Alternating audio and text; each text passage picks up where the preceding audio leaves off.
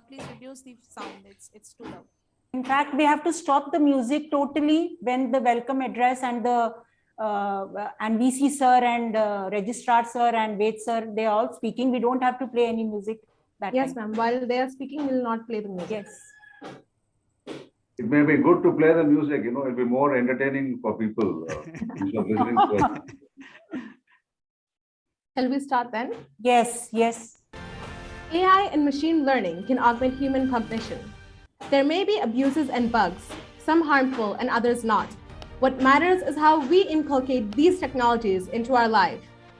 If used ethically and efficiently, they could be the best thing for us. But if not, they may prove to be catastrophic. Good morning, good afternoon, and good evening. I'm Angel.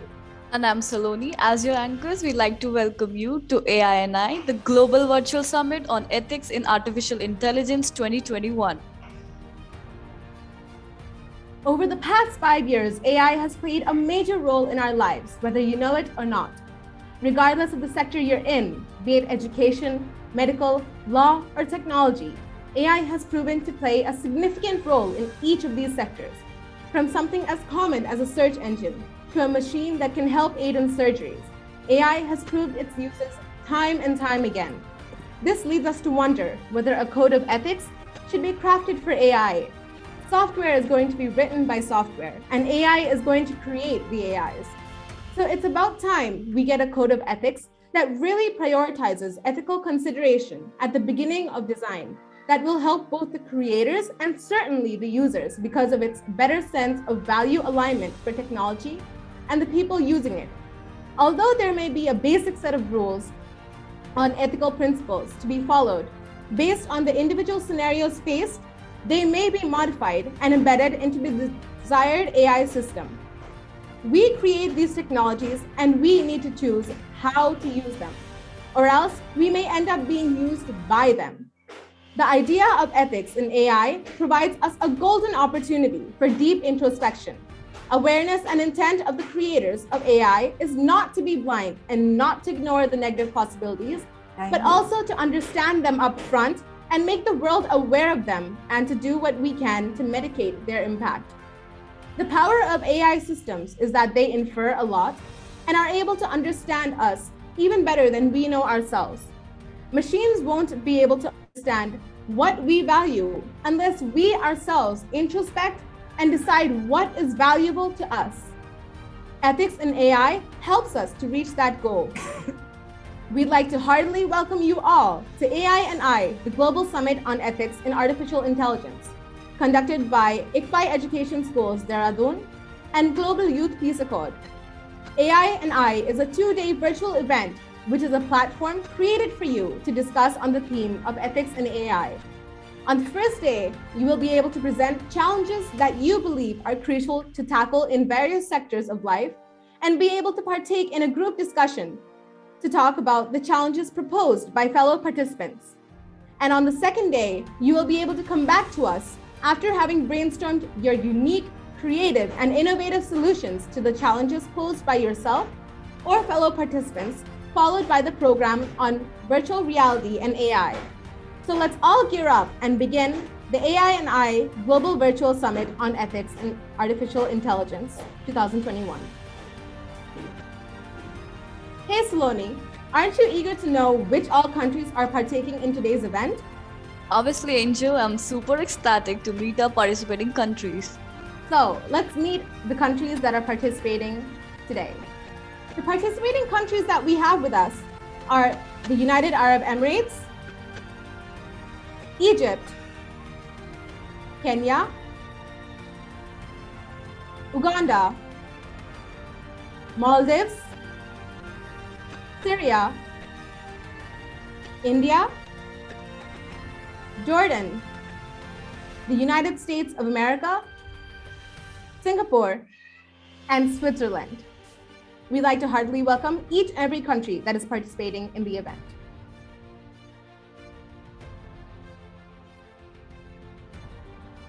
Now, we'd like to invite Dr. Meena Bhandari, the Dean of ICFI Education Schools, Dehradun, to welcome the August gathering.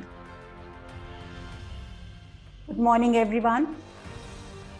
Honorable Vice Chancellor, ICFI University, Professor Dr. Hargopal Reddy, Professor Dr. Ayalur Ved Puriswar, Registrar Brigadier Rajiv Sethi, Chief Guest of the event, Professor Dr. Peter Kirchleger, a renowned theologist, eminent speakers, Dr. Shahid Cholayal, Chairman of Mission 3G at IIT Madras Research Park, Dr. Jayashree Todkar, first Indian female bariatric surgeon, Mr. P.V. Shaheen, Managing Partner of Best Winds Law Corporation in United Arab Emirates, Deans of various schools of ICFI University, faculty, paper presenters, and participants.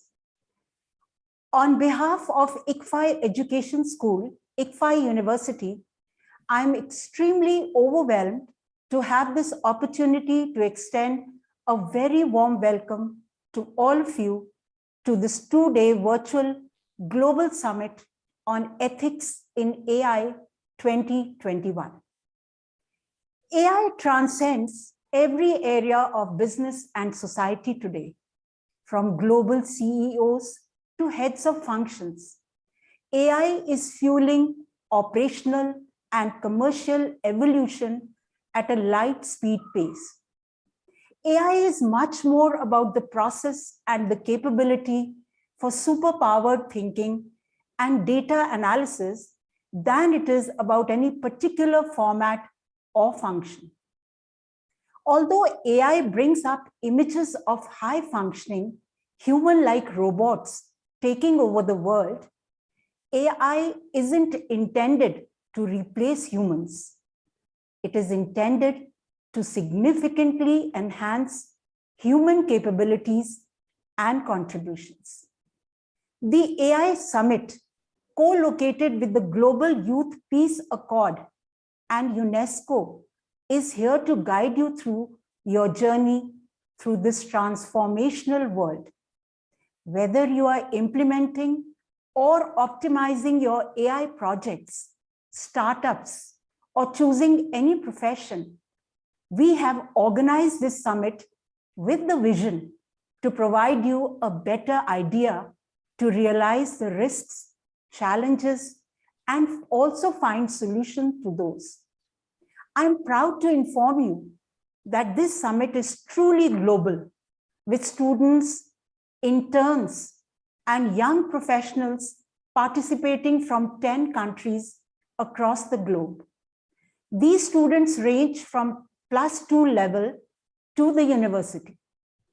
In the phase 1, the participants from the university will be presenting the challenges faced in different sectors like education, medical, security, human rights, climate change, trade, data management, and infrastructure.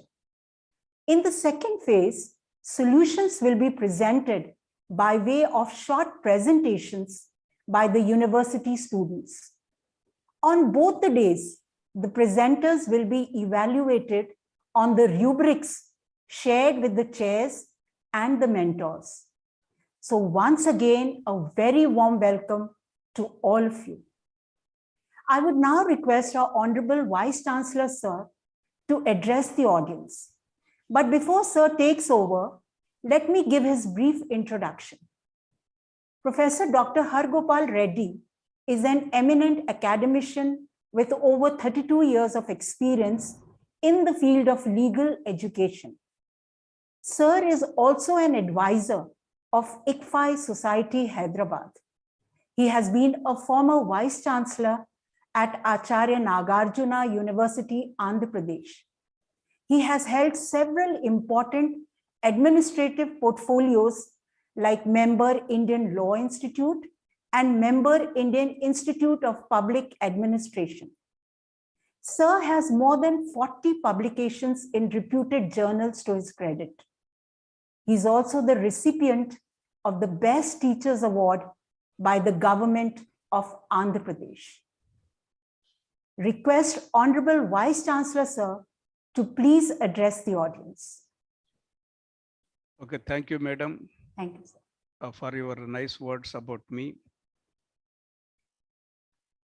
Professor Peter,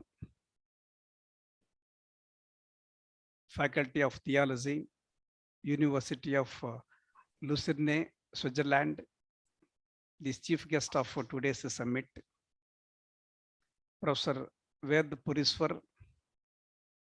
my colleague, a good friend of mine, advisor, ICFI Society, Hyderabad, the guest of honor for this summit, Brigadier Rajiv Sethi, the registrar, ICFI University, Dehradun,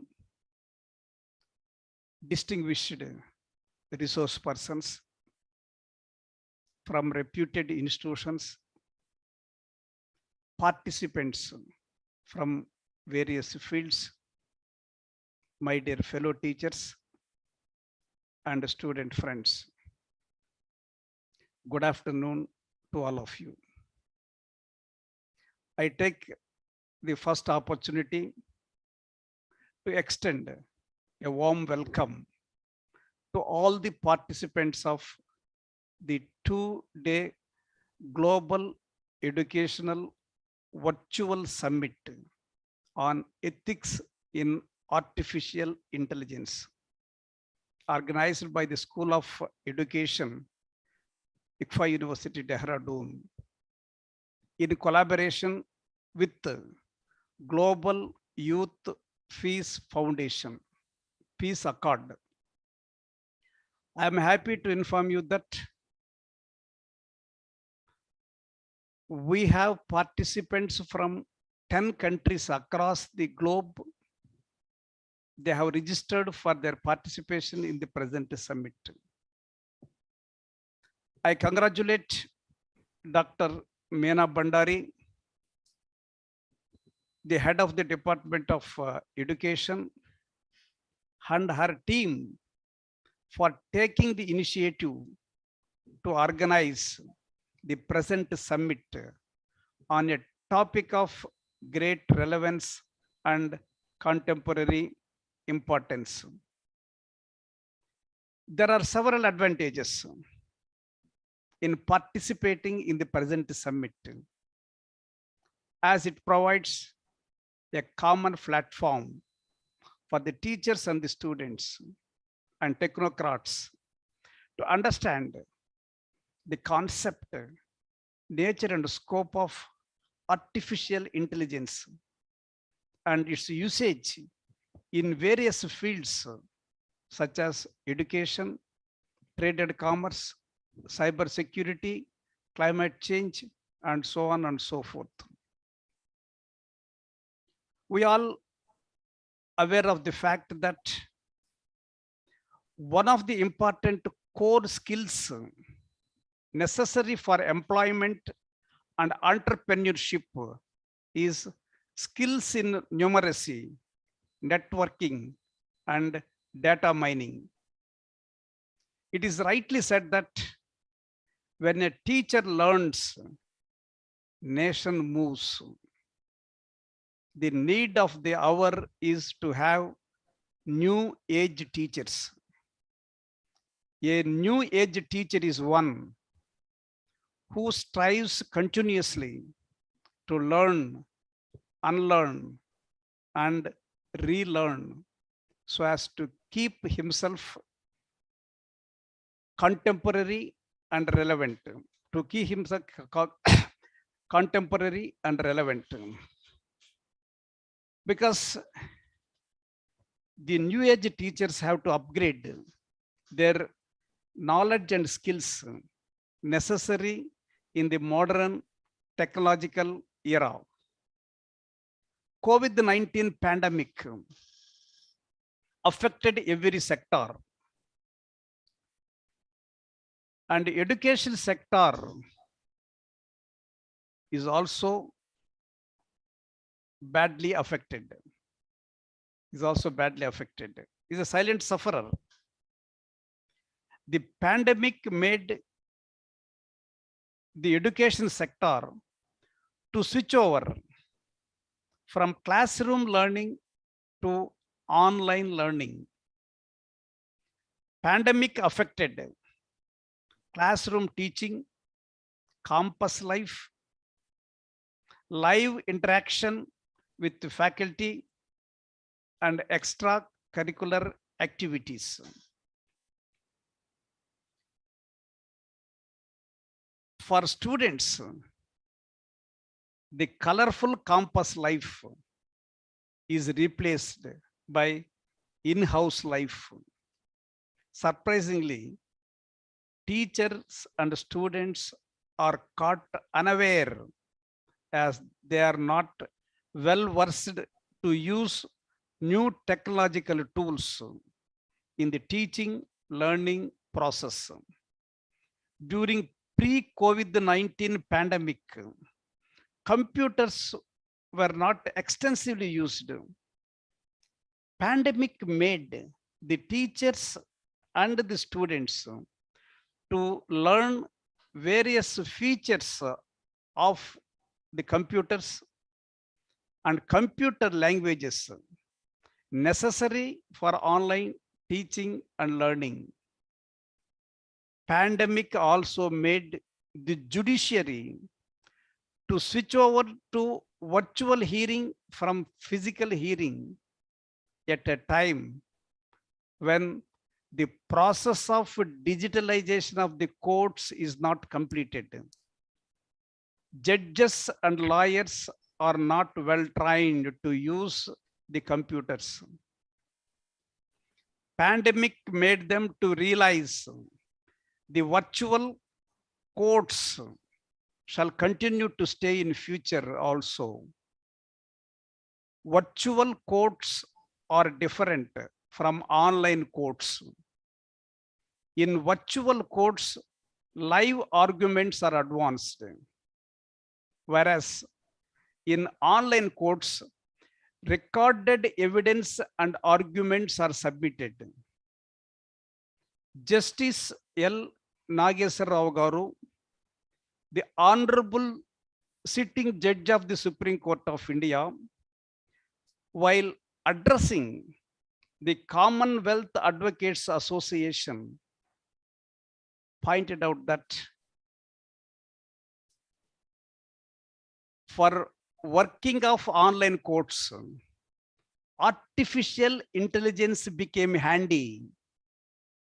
For working of online courts, artificial intelligence became handy for translation of documents from English to vernacular languages and vice versa. In post-pandemic period, everyone realized that only digitally literate can survive. Justice Nageswara Rao Garu, the sitting judge of the Supreme Court of India, while addressing the Commonwealth Advocates Association, also pointed out that computer, because he made it more clear that the subject of computer science be made compulsory for all the students, irrespective of the specializations. Teachers and students have to acquire not only basic knowledge of operation of computers, but also learn the emerging new computer languages such as artificial intelligence, robotics, data science, data analytics, big data, etc. It is not an exaggeration to say that we have reached a stage where we can live without oxygen, but not without the basic knowledge of the operation of the computers. It is a fact that half of India's population consists of young people below the age of 25 years. This human resource has to be utilized for productive and developmental activities of the nation, keeping in view the slogan, Digital India and Make in India of our Honorable Prime Minister, Sri Narendra Modi ji. The major challenge of the 21st century in the context of information and technological revolution is the empowerment of the youth. In India, the empowerment of youth has become important, not only for the reasons of socio-economic equity, but also to ensure participation of a large number of people in the developmental activities, keeping in view the principle of inclusive growth adopted by India. One way to empower the youth is to make them to acquire latest technological tools required for skilled workforce. I'm happy that the School of Education, ICFA University, Dehradun, has taken a lead to organize the present summit to emphasize the need and importance of upgradation of emerging technological tools. I wish this summit every success. Thank you very much. Thank you so much, sir, for your very motivating and enlightening words. I would now request Professor Dr. Ayalur Ved Puriswar to please say a few words, but I would like to introduce him first. Professor Dr. Ved Puriswar is an alumnus of Indian Institute of Technology, Kharagpur, before being associated with the ICFI Hyderabad in April 2021. He was serving as the Senior Director, Learning and Development with Cognizant. He was associated with Cognizant for over 11 years. He has also served as the Executive Director with the Union Bank of Switzerland. Sir, may I request you to say a few words? Thank you, Professor Bhandari. Thank you. Very good morning and good afternoon to all the delegates and all the distinguished speakers. Let me not drag this too much. I think you're waiting for the real action. People like Professor Peter are waiting to speak. So I'll quickly finish off. So artificial intelligence has been talked about for a very long period of time, but it has taken off in recent times, because in recent times we have now begun to understand that instead of trying to program a computer, it is better to allow the computer to absorb the data and figure out on its own what the program should be. So earlier we used to give the data and the program and the output would come, but now we give both the input and the output, and the computer figures out what is the program which should run, and the program keeps improving as more and more data gets fed. What do we call this kind of approach? Where you don't write the program, but you allow the computer to figure out what is the program. Anybody? No, sir. No, sir. Please continue, sir. Okay, so this is what is called machine learning. So machine learning is what is really enabling AI in a big way. Thank you, Irfana. You're right. So this is what is called machine learning. Now, incidentally, this has got a very strong resonance with the field of education, because in education, this is a function organized by the ICFA Education School.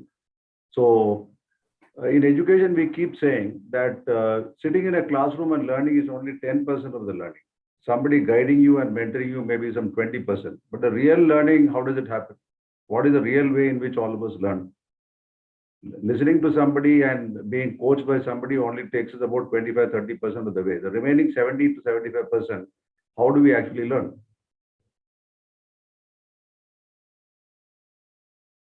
We actually learn, this is what is called learning by doing. We have to do the things to learn what we are trying to figure out. So machine learning is nothing but learning by doing. So machine learning and learning paradigm are actually very, very aligned.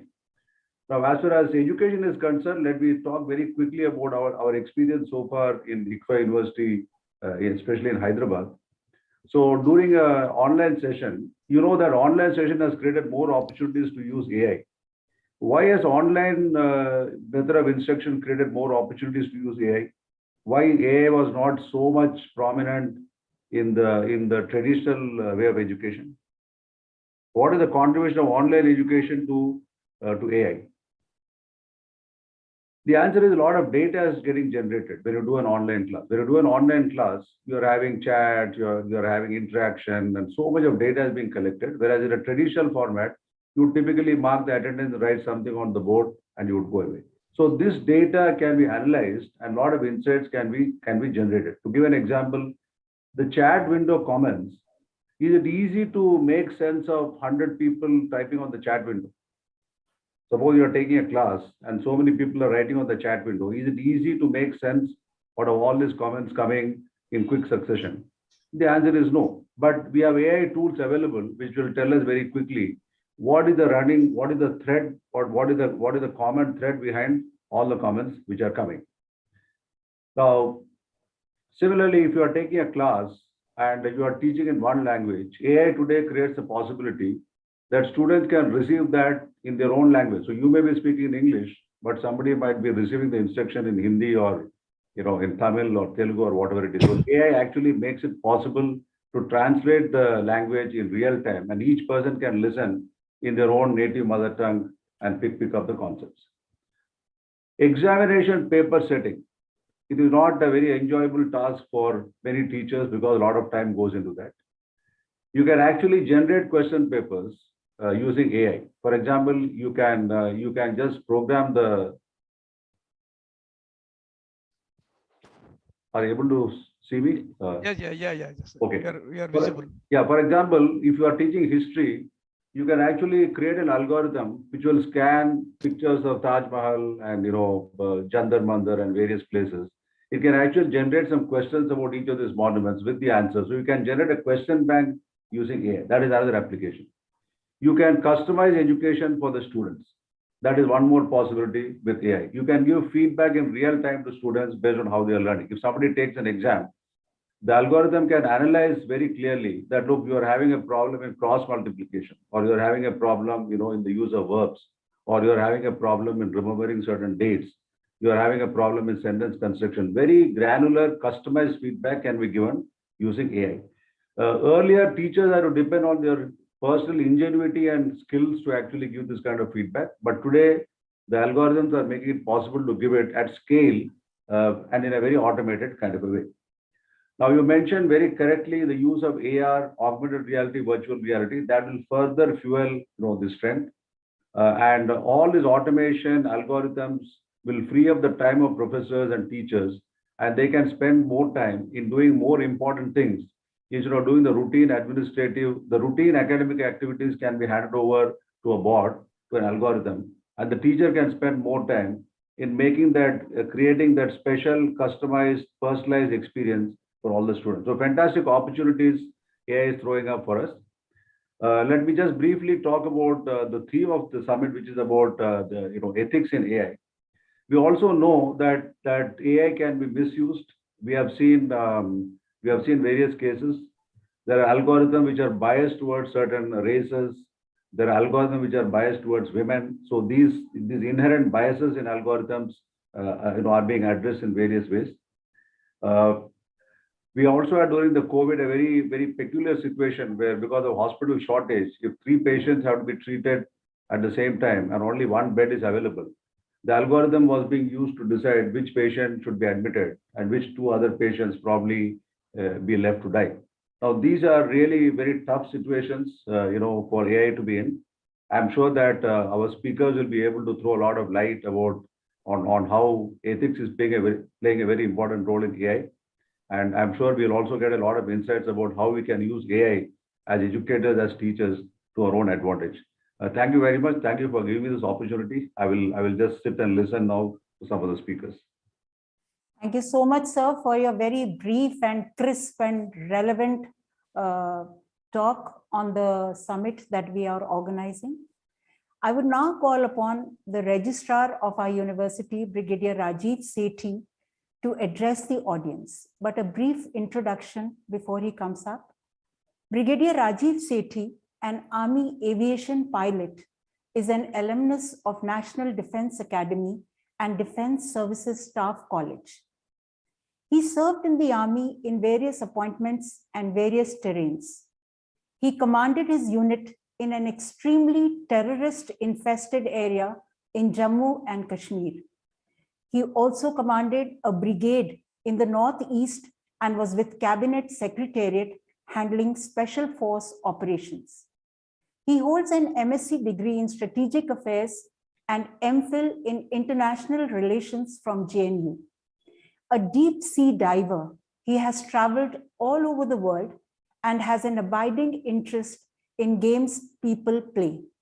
Brigadier Rajiv Sethi has been awarded Chief of Army Staff's Commendation for Exemplary Service and has been awarded commendations from Army commanders at 4 different sections for exceptional service beyond the call of duty.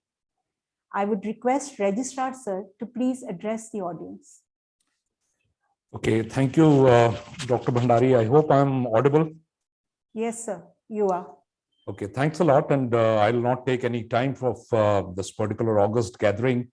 We have had some good amount of top speakers. We have present among us the Vice Chancellor, that is Dr. Hargopal Reddy, Dr. Ved, and we have among us Dr. Peter, who's going to be actually giving you a talk about what exactly are the ethics which are involved in the artificial intelligence.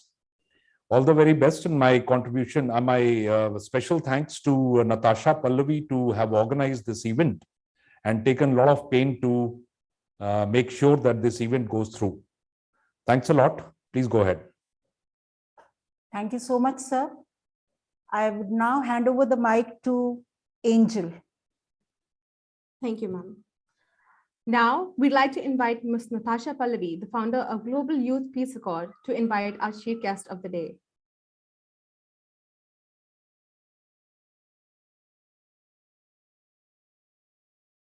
Ms. Natasha, the floor is all yours.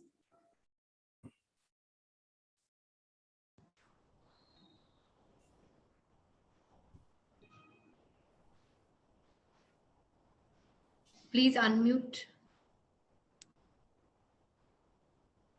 Am I audible right now? Yes, you are. Okay. So thank you, sir. Thank you so much for all of you have stated those so well. Brief about GYP and invite Professor Peter. Global Youth Peace Accord aims at training and fostering young leaders, inculcate ethical values, and collaborate to fulfill their development goals at the local, national, and international level. I extend a warm welcome to each one of you to be a part of GYP and be an ambassador of positive change in future. AI has enabled machines to think, learn, and react like humans. It has opened a new world of possibilities, but as this AI is moving out of research labs into the real world, more and more about its ethical way of use is discussed. Concerns are we using AI for? Who has this access to AI? AI doesn't hold human values, so it might go malicious or biased against us or humanity. In order to address these concerns, we have Dr. Professor Peter. I would like to heartfully invite him as the guest speaker for today's summit. Professor Peter Kistleker, he is the Director of Institute of Social Ethics. He has been founder and director of Lucent Summer University, Switzerland, under the patronage of UNESCO, and since 2018, he has been the founder and director of the Lucent Graduate School in Ethics. He served as the member of Swiss Study Foundation, PhD at the University of Zurich, 2000 to 2008. He has been a guest professor at the Faculty of Theology and Religious Studies at University in Belgium, Germany, and has been a research fellow at the University of the Free State in South Africa. From 2015 to 17, he has been a research fellow at the Faculty of Theology of University of Houston, visiting fellow at the Yale University, USA. His research focuses on digitalization, artificial intelligence and ethics, business ethics and ethics of finance, ethics of human rights, political ethics, and foundation of theological ethics. And so he will also be introducing to us and addressing this whole summit. I'm sure he will be talking about the recent book that he has published, that is Digital Transformation and Ethics, in which he talks about ethical considerations on the robotization of society and economy. So, Professor Peter, the floor is all yours. Well, thank you so much for all this warm welcome and these two kind words. Namaste. It's a great pleasure and it's a distinguished privilege for me to be with you today and to share with you some thoughts on, ethics and AI. I wish to express my sincere gratitude for having me and for all of you who have made possible this global virtual summit. So really congratulations. It's wonderful that you made that possible and that all of you joined to discuss these so important issues in these upcoming days. If I may, I will share now with you my slides. Of course, we can also then send them to all the participants. That could maybe be interesting for you. So what I would like to address today is actually based on the book Natasha was so kind to mention right away. It's fresh research results, so to say, because it was just published, this book. And what I would like to do with you today from a content point of view, I will first discuss the term artificial intelligence itself from an ethical perspective, and will propose an alternative term, database systems. I will then discuss the possibility to think database systems with ethics, and will then conclude with some thoughts on the human responsibility for database systems. Now, let me start with thinking with you about the term artificial intelligence. If we think about the term artificial intelligence itself,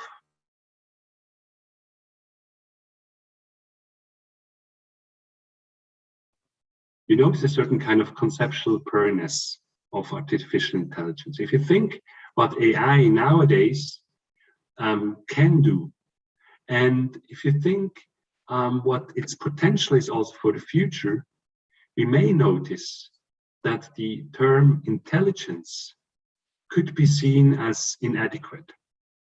Why? Because AI is able to cover some areas of what human intelligence can cover. And in some areas, AI is surpassing human intelligence by a lot. But it's still limited to some areas of human intelligence. And I would argue that this will also remain the case in the future. I would argue that, for example, for the area of emotional intelligence, there are good reasons why we would say that this will be an area where AI will be able to simulate human emotional intelligence, but with all strive for perfection, will never be able to be as human intelligence, because it will always remain a simulation. So it will not be authentic emotions. I would argue the same for social intelligence. Also there, I would argue that all what has to do with relational aspects will always remain a simulation done by AI, but AI will never itself create human or interpersonal relations with humans. And for an ethicist, importantly to notice, also the area of moral capability will be something which will not be reachable for AI, not be reachable for machines, and I will give you further reasons for that. So therefore, as AI is limited to a certain area of intelligence, I would argue that the term database systems is more appropriate to describe what actually constitutes AI. Because when we look very closely to AI, we notice that it's all about data. It's about data collection, data generation. It's about discussing data, analyzing data, and creating new results out of this data. So therefore, my suggestion of this alternative term, database systems. Now, If you do the second step and say, okay, now let's look at database systems from an ethical point of view, we could think that these database systems could be themselves ethical. So that would be good news for all of us, because we could close the summit and go to have coffee and tea, because then we could delegate all the ethical questions and all the ethical challenges to database systems themselves. So we could say, okay, please resolve them for us. So the question is, can humans actually delegate ethics to moral technologies, to ethical data systems? The consequent question, though, is if technologies have moral capability being an essential element necessary to be able to be ethical, to be moral, to be considered an ethical database system. So do database systems have a moral capability? And I would give you the following 3 reasons why this is not the case. The first reason would be that I would argue that freedom is a conditio sine qua non, so necessary condition for morality. Freedom can be understood as to want what one wants, but also, and this is maybe more surprising to all of you, to want what one doesn't want. So the first part of it, so freedom as to want what one wants, I think it's intuitively clear what is intended to be. So, for example, to follow one's own wishes, interests, self-interests. But the second part is maybe even more innovative, also to include in freedom to want what one doesn't want. So what we ought to do, but we maybe don't want to do. So, for example, if you are in a partnership with someone and you would have the opportunity of a love affair, that could be something you would like to want, like you want it because it's maybe attractive, but you're free to choose not to do it, to not enter this love affair, because you are free to want what you don't want. You're free to want what you shouldn't do, what you are responsible, what you have a responsibility towards the person you are in a partnership with. So I would argue that science can be seen as the most glorious monument of freedom. And because we are dependent in scientific innovation, in research, in development, we are depending on the possibility to express our thoughts freely, to share the ideas freely. And I would argue that scientific progress is actually the most glorious monument of human freedom. I would argue now, related to the question, can database systems be ethical, that machines lack freedom. So therefore we cannot consider them ethical because they don't have freedom. In an imagery, I would say, to summarize that the first line of a code is always done by humans.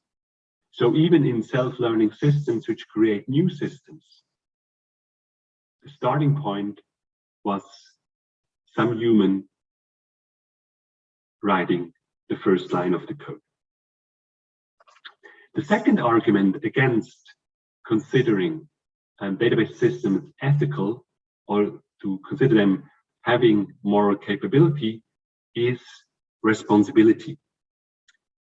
Freedom to want what one does not want makes responsibility stand out. So what we were talking about beforehand, that freedom opens up to the social horizon by not only considering one's own wishes, interests, particulars, or self-interests, but to consider all the freedom of all other humans, opens the horizon for responsibility. So when we understand that our own freedom is connected to the freedom of all other humans and finds also the limits in the freedoms of others. Responsibility can only be attributed to someone who is free, because if you're not free and you do something, you cannot be held accountable, you cannot be held responsible for it, because you were not free to choose to do or not to do it. So without freedom, I would argue there's also no responsibility for machines. I give you a concrete example for that to illustrate. If you think about a self-driving car, and the self-driving car is causing an accident, it does not make sense to hold the self-driving car accountable for the accident. It does not make sense to make the car responsible for the accident, but rather to think about the humans behind the self-driving car to hold them accountable. And it becomes more clear if you think about the possibility of sanctioning or of punishment. It wouldn't make sense to a victim of such an accident to say, well, now we will punish the self-driving car and we'll destroy it, or we will pluck the energy from it, deplug the energy from it. I hope this was clear. And now the third argument against considering the database systems as ethical, as having more capability, the third argument against that is autonomy. Autonomy is in ethics defined as being able to recognize ethical rules for oneself and to base one's own actions on them. So humans are able to find out, to define ethical rules for themselves and tend to base their own actions on these rules. It comes from Greek, the term autonomy, autos, self, nomos, the law, rule. So giving oneself one's own rules, being able to do that, that is actually what is the term autonomy is embracing. Now, I'm aware of the fact that, as a side note, that in technological discourse, you may also hear the term autonomous cars for describing self-driving cars. I would invite you to avoid using the term autonomy for machines, because what we actually try to tackle with the term autonomy in the technological field is actually the grade of automation. So it's like that the car is self-driving, it's very automated, it's a high grade of automation, but it's not really that we would say the self-driving car is able to find out its own rules and to define its own rules for itself. Now, I would argue that technologies may be able, and I've been front-following the area of self-learning systems, that the technologies are able to set rules for themselves, but I would argue that they have not access to the ethical quality. So let's remain with the example of the self-driving car.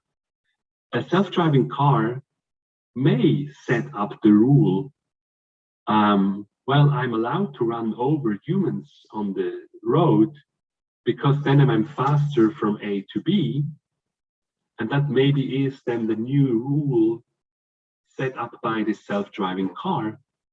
But it is not accessible to the self-driving car if this rule is ethically acceptable or not, if it's ethically problematic or not. So the self-driving car is able to set up a rule for itself without being able to assess the ethical quality of this rule. We have to be aware of the fact that if we give machines rules as humans, so if we train them in, for example, if we train a self-driving car to be careful to not damage, for example, humans, to not hurt humans, that's a rule we can train self-driving cars, for example. We have to be aware of the fact that the same self-driving car would obey to the rule, even if this rule would not be ethically acceptable. So it would also obey to the rule, you should hurt humans in order to be faster from A to B. Because the ethical quality of the rules is not accessible for technologies and machines. because they fail on the principle of generalizability. So the principle of generalizability is in human ethics and ethics in the field of ethics is key in finding out if a rule which I try to set for myself, if I can think that rule generalizable. So if I can think of that rule as a general rule for all humans. I give you a concrete example. If you are thirsty and you stand next to a shop which is selling drinks, and you don't have any money with you, and you think, well, I could steal a drink, and you would consider, okay, is that a rule which can be generalizable for everyone so that everyone can just steal if one is thirsty? You will find out that this is not a generalizable rule, and therefore it's not really an ethically acceptable rule. A little simple example, but just to illustrate what the principle of generalizability is about. And I would say machines fail on the principle of generalizability because they cannot consider what humans would think in that area. Now, when saying that database systems are not able to be ethical themselves, so they not possess moral capability for the three reasons I just gave you. So for the lack of freedom, for the lack of responsibility, and for the lack of autonomy, we still need, and even more, we need to think database systems with ethics. What do I mean by that? I mean that it is exclusive responsibility of humans to program, to train machines, to train and program database systems with ethics, so that database systems with ethics can then respect ethical principles and rules. So for example, that a self-driving car is trained in the ethical principle of human dignity of all humans, and therefore should not harm humans while driving on the roads. Now, this human responsibility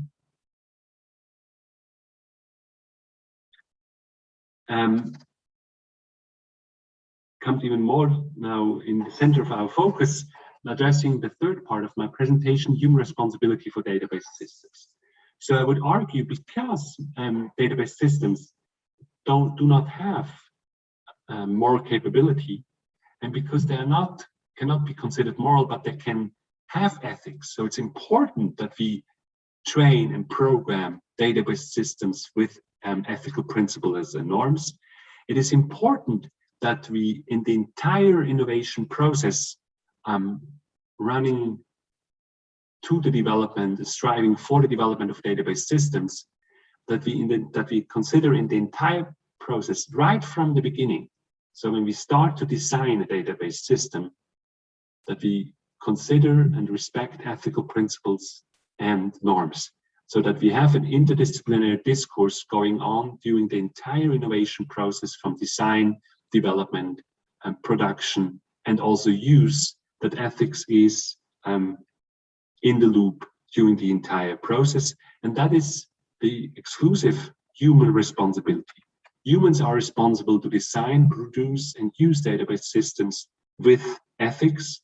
So that means, for example, that we consider humans as Homo dignitatis, so humans with dignity, instead of Homo digitalis. So instead of considering humans as something which should be digitalized, Homo dignitatis, so human dignity, at the end of the day, human dignity describes that everybody matters, as the philosopher Appia frames that. So every human matters, and probably the best way to illustrate what human dignity is about is the difference between material objects, which you would give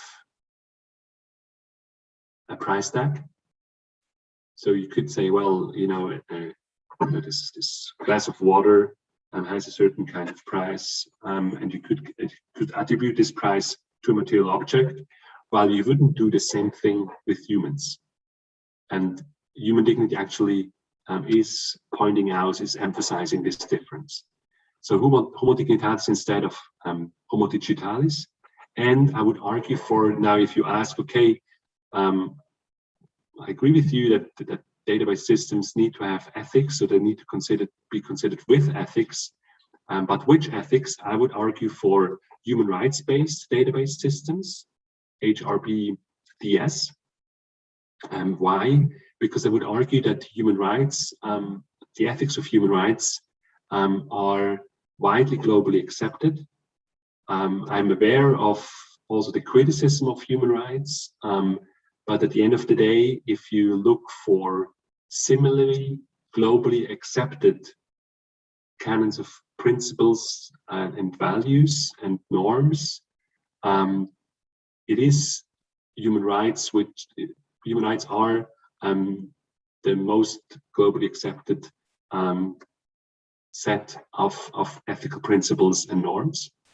And they have the greater advantage that they are a minimal standard, so they're not protecting luxury, they're just protecting the necessary, essential elements which human need for survival, so for physical survival, so for example, the right to food, and for a life with human dignity, so for a dignified life, so for example, the right to education. So we would argue, I probably shouldn't say that at the university, but we would argue that humans wouldn't die without education automatically, but we would argue that for a dignified life, for a life with human dignity, education is key and education is necessary. And human rights protect this minimal standard for all humans, and therefore it can also inform database systems in a very adequate way, because it's not expecting too much from technological progress, but it's just expecting the essential, the minimal standard to be respected. And a further advantage is that human rights are very practice oriented, because it's really about the physical survival of all humans, and about the life with dignity, about a dignified life for all humans. And part of this human responsibility for database systems, and that's something I would call for, is to create an international database systems agency, DSA, in order to address the ethical opportunities and the ethical risks on a global level together. Because I would argue that AI opens fantastic ethical opportunities for humanity, and we should focus on that every one of us can benefit from them. And at the same time, it also creates ethical risks which can be very dangerous for all of us, and therefore we should address these ethical risks in a way that we can avoid to run into them. And therefore, we need a global platform to discuss these ethical questions together. But we need also this International Database Systems Agency to monitor and to control what is done in the field of database systems on a global level. I thank you so much for your attention. And I'm looking forward now to your questions and comments and criticisms. Thank you so much for being with us. Thanks. Mr. Peter. So the participants may ask questions in case if they have any questions related to the presentation.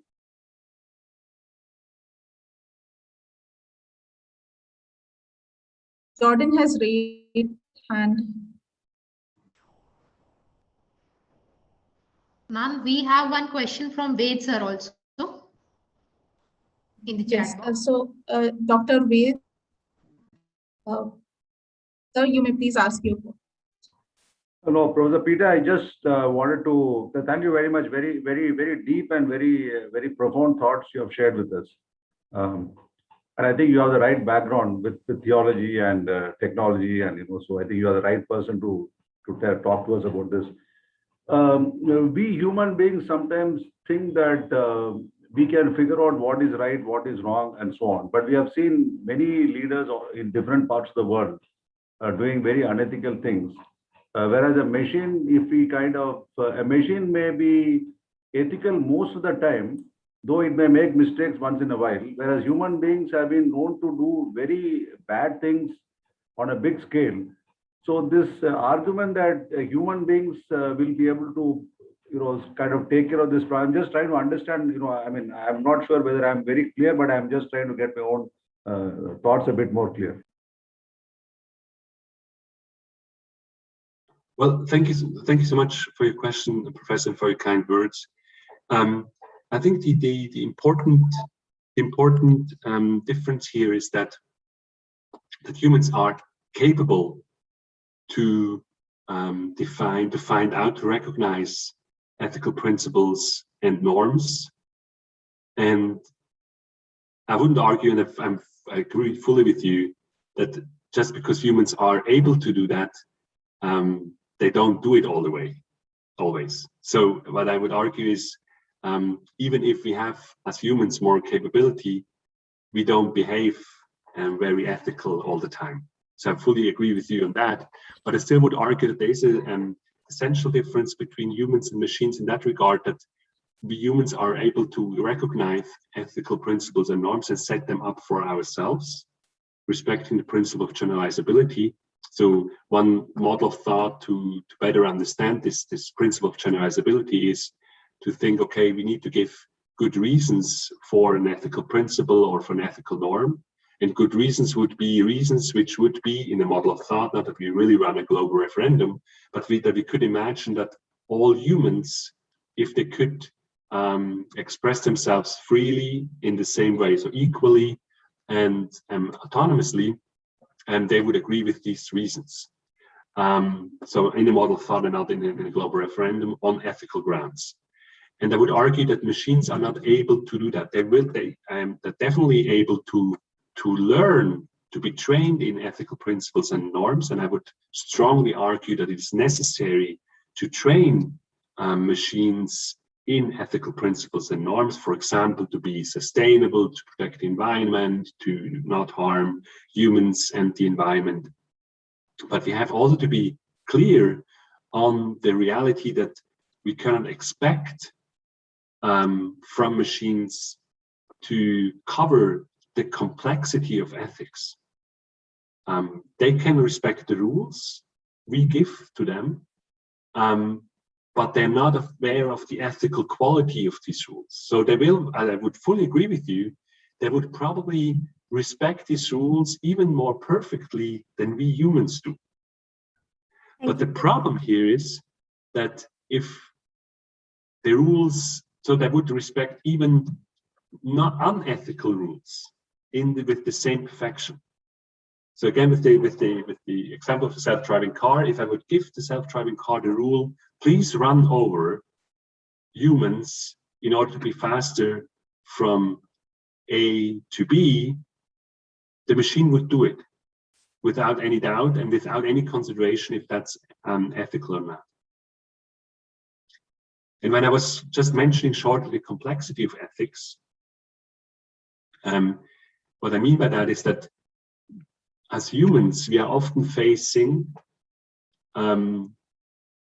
the concrete situations of concrete encounters with concrete humans in concrete contexts, which require us to find out which ethical principle and which ethical norm is more important to respect, more important to follow. So in my book, I call that the so-called rule transcending concreteness of the rule transcending uniqueness of the concrete. So what I mean by the rule transcending uniqueness of the concrete is that we need to think also ethics beyond ethical principles and norms. So I give you an example for that. If you are a parent and you stand in front of a pharmacy and this pharmacy is selling a life-saving drug for your kid, but the pharmacy is closed, but you need this life-saving drug for your kid, for your child. So should you break into the pharmacy in order to save the life of your kid? In that concrete situation, you would say, well, humans consider the possibility to break the ethical rule of not stealing in order to save the life of a child. Again, it's a simplifying example, of course, but just illustrating what the complexity of ethics means. So ethics is more than just respecting ethical principles and norms. It goes beyond that, and that's often complicated now in the field of database systems, because we want to train ethical principles and norms to database systems, and we want to do that in a very good way. But we kind of feel that we face this complexity. I hope this was helpful, and I promise you that my next response will be much shorter. Oh, very helpful. Natasha, with your permission, one more question. Sure, Sir, would sure, you sir, agree that earlier it used to be simple things like telling a lie, not telling a lie, stealing, not stealing, and so on? Would you say that in this current world, the situations are far more complex and very, very nuanced? Would you say that because of AI? And for example, the driverless car, should it run over somebody, on one person on the road, or should it go to the footpath, and run over one person, or should it continue on its track and kill maybe 10, but that classic debate which is thrown? Would you say the ethical issues today have become far more complex? I would fully agree with you, and with that growing complexity, also the human responsibility dealing with that complexity is growing. And because we have just, at the end of the day, we have just more possibilities, and coming with this power, with the human power over, basically all the technologies we are creating, and this technological simulacrum we're creating of the reality, that brings growing responsibility with it. Exactly. I'm fully with you, Professor. Thank you, sir. Now, moving on to Jordan Mukarbi. Please unmute yourself and ask your question.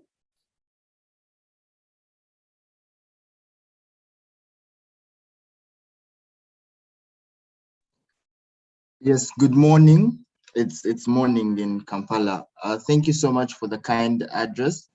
I just have one question. So would it be right to, in light of your presentation, would it be right to argue that regardless of how much machine learning evolves in the future, it is never going to take away the need for human input? Because I remember there's something you said that it does not matter. It does not matter how capable a machine is of learning, because in the end, a human still has to write the first line of code. So would it be right to argue that regardless of the technological advancements that may come in the future, we would still need a human element in order to use AI? That is my question. Thank you so much, Jordan. I would argue that that we have to recognize already in the present that in certain areas of intelligence, database systems are surpassing humans by far. And I would argue that in the future, that will even be more the case for other areas of human intelligence. And it will also happen to an even higher grade. So acknowledging and recognizing and also celebrating technological progress in these areas. At the same time, I would argue that there are certain, and there, coming back to your question, yes, I agree with you that I would argue that in certain kind of areas of intelligence, so for example, emotional intelligence, social intelligence, and now for the ethical discourse, decisive, the area of moral or ethical capability, I would argue that because of the lack of freedom, the lack of responsibility, the lack of autonomy, this area will be not reachable for machines, even if technological progress is speeding up and growing as it is right now. Thank you, sir. You're Now welcome. for the last and final question for Dr. Peter. Satwik, could you please unmute yourself and ask your question? Hello, sir. Thank you for your insightful presentation. Autonomous systems are already in extensive use in vehicles. For example, in Phoenix, Arizona, there is a driverless taxi service called Waymo. And today in all commercial planes, autopilot system is used to land planes on unfavorable days like foggy days or rainy days.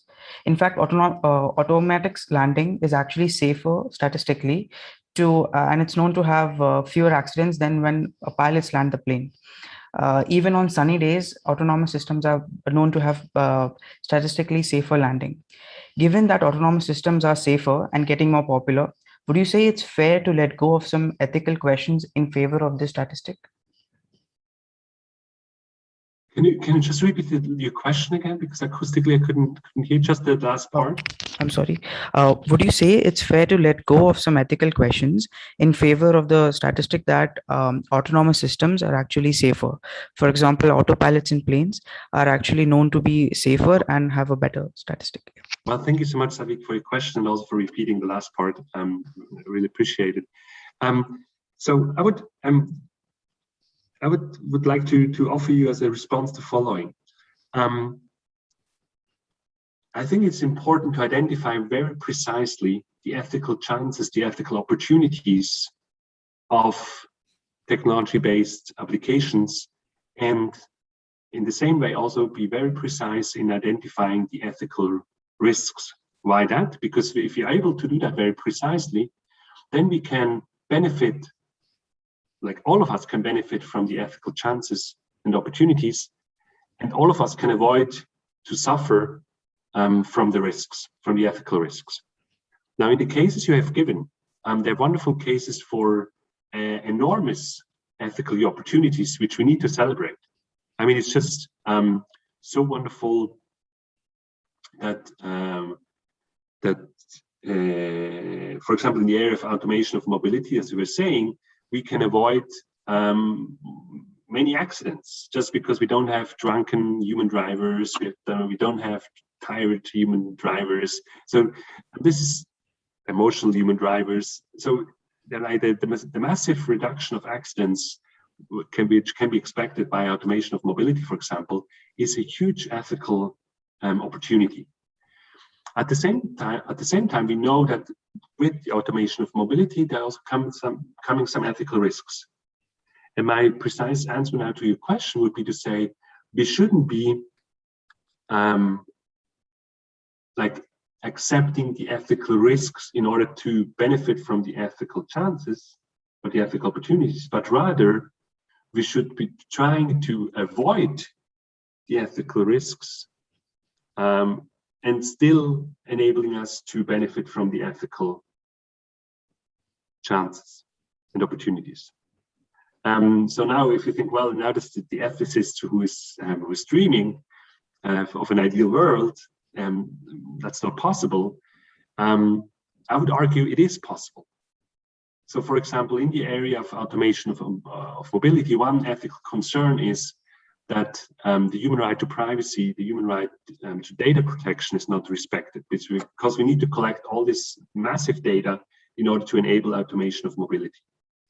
I would argue that we are able to promote and to continue to further automation of mobility, and at the same time respect the human right to privacy and the human right to data protection by using data for a specific purpose. So for example, the data which is collected in the framework of mobility should be used for enabling better automation of mobility, but it needs to be guaranteed to me being a part of the automation of mobility. So me as a driver, or me as a passenger, or me as a pedestrian, that my data is not sold to someone else who doesn't have to do anything with the mobility, but is willing to spend the most money to get my data. So my argument would be, summarizing it, yes, we should benefit from the ethical opportunities, and we should proceed doing that. At the same time, we should be very precise in avoiding the ethical risks and not just accepting them. Thank you. Thank you for your answer, sir. Thank you. Thank you, Meher sir. Thank you so much. We'd appreciate your time and we loved your presentation.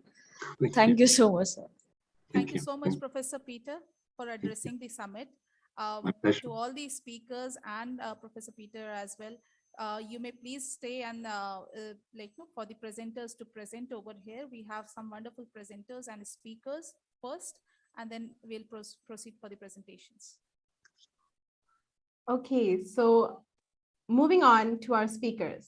Our first speaker is Dr. Sahid Cholil, who can rightly be called a humanitarian, egalitarian, an AI scientist, a futurist, educationist, serial entrepreneur, and a strong advocate of technological singularity. He is the founder and chairman of Mission 3G, headquartered at IIT Madras Research Park, and has developed the world's first integrated career mapping for the global education and learning industry. He has received many awards and recognitions for his significant contributions to global education. Some notable mentions include the ASSO CHAM Education Excellence Award of 2018 and the World Education Award of 2017 in Dubai. He will be speaking about the inclusion of artificial intelligence in the field of technology, followed by the challenges and advancements that have come about in the sector. The floor is yours, sir. Yes, very good afternoon, each one of you. Thank you. It's a great opportunity and privilege. Please give an option for sharing my slide. Yes, sir. Yes, sir. You may share the screen. Okay, thank you.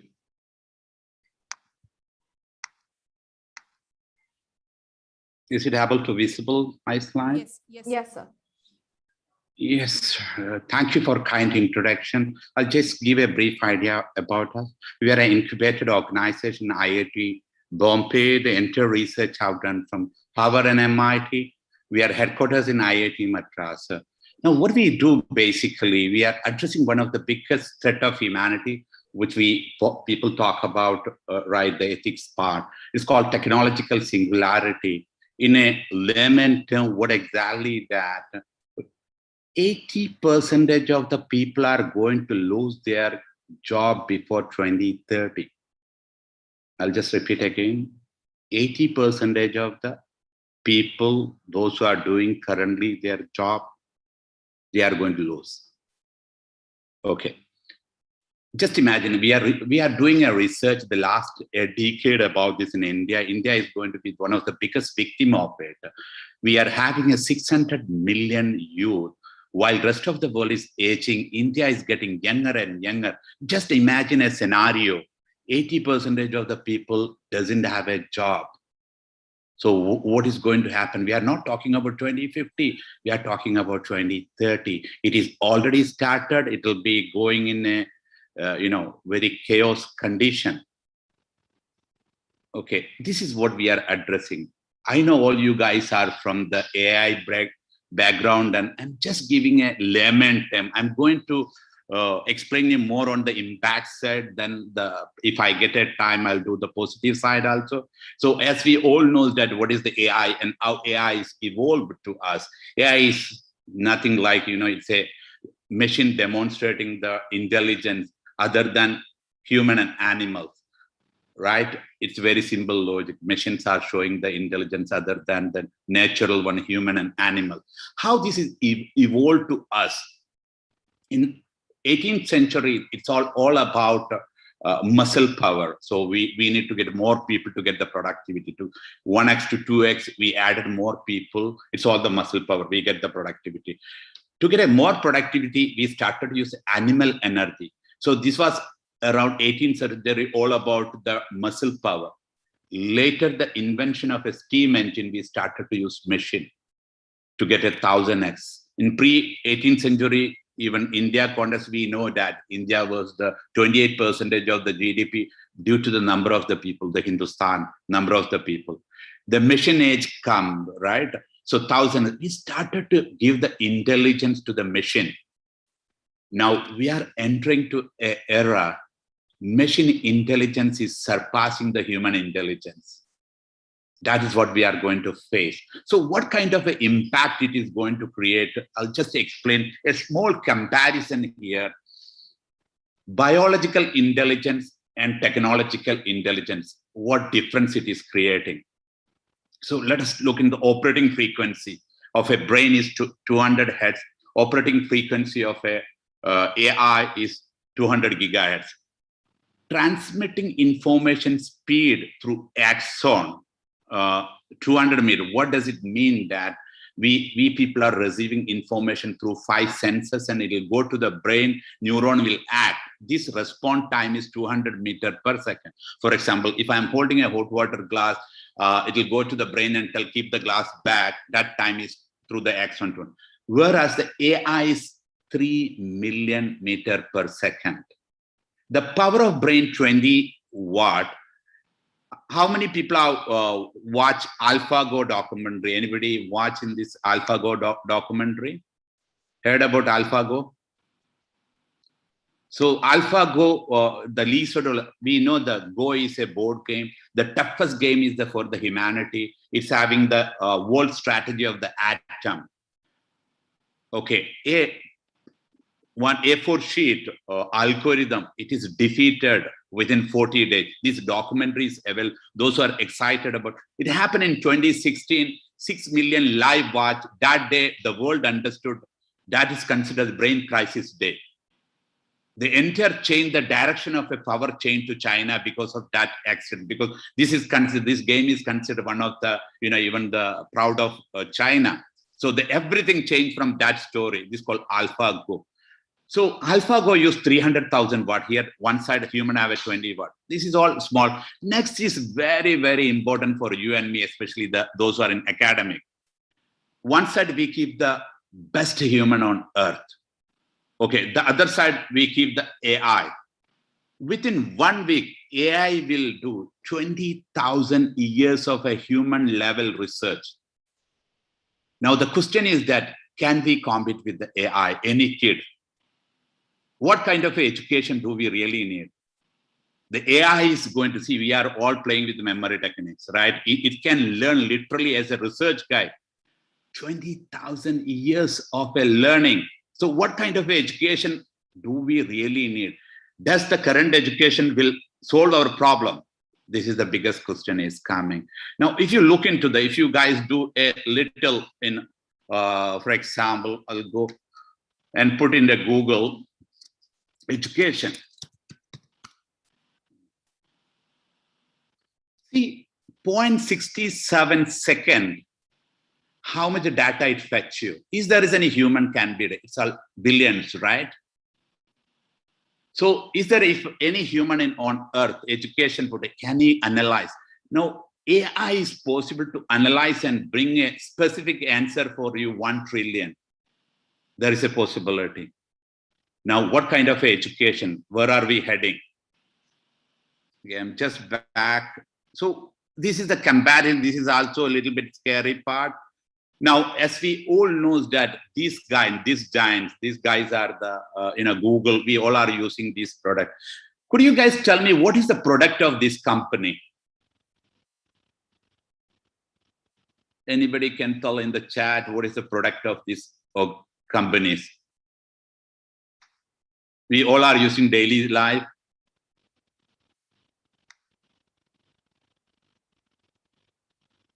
Okay, we'll go information.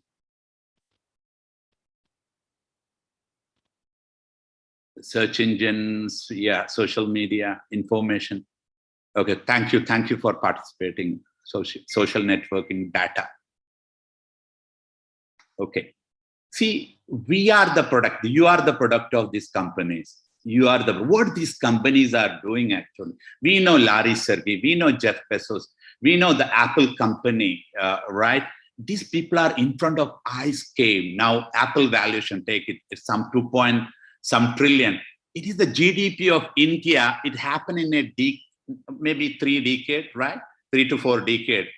Now, this company can buy India literally. From where did they make the money? Where did they got this much money within 30 years? That is the biggest question here. So what they are doing actually? This is where the ethics is starting. You are the product.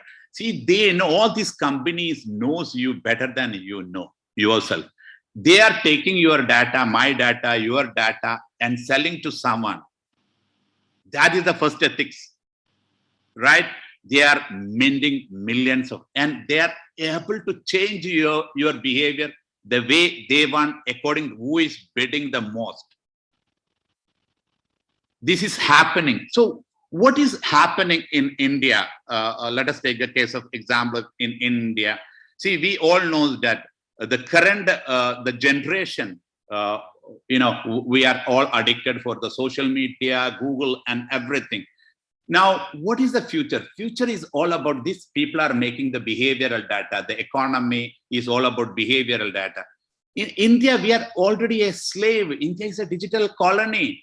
The entire our character are going to be influenced by this organization. They can change. We are in a situation like in a olden years, the biggest business was slavery. It took time to abolish. Now, similar way, now we are a digital colony. Most of the country, not only in India, most of the country, there are certain companies, few companies going to rule the world. This is where the ethics are coming.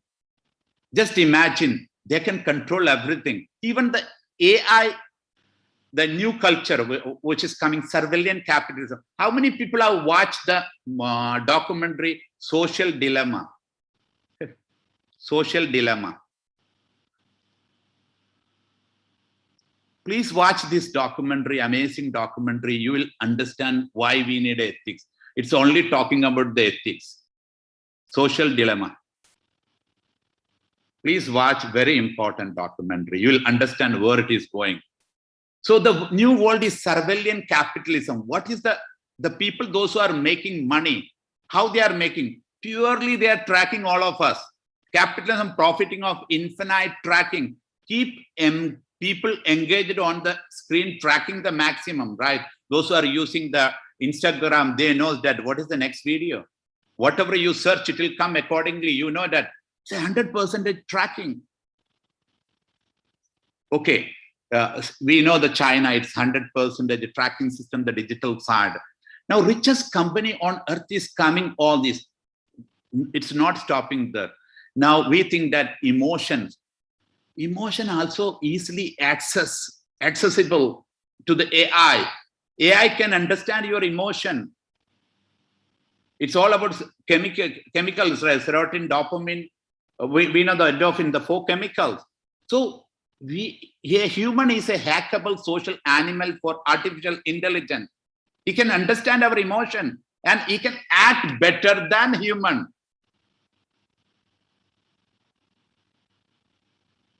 So here comes the ethics side. So what is going to happen in the future? Future economy is all about behavioral data. Instead of the country-wise, now you will be seeing, any revolution come along with the slavery. It's by default. The first industrial revolution, which we have seen, UK and Japan started the slavery.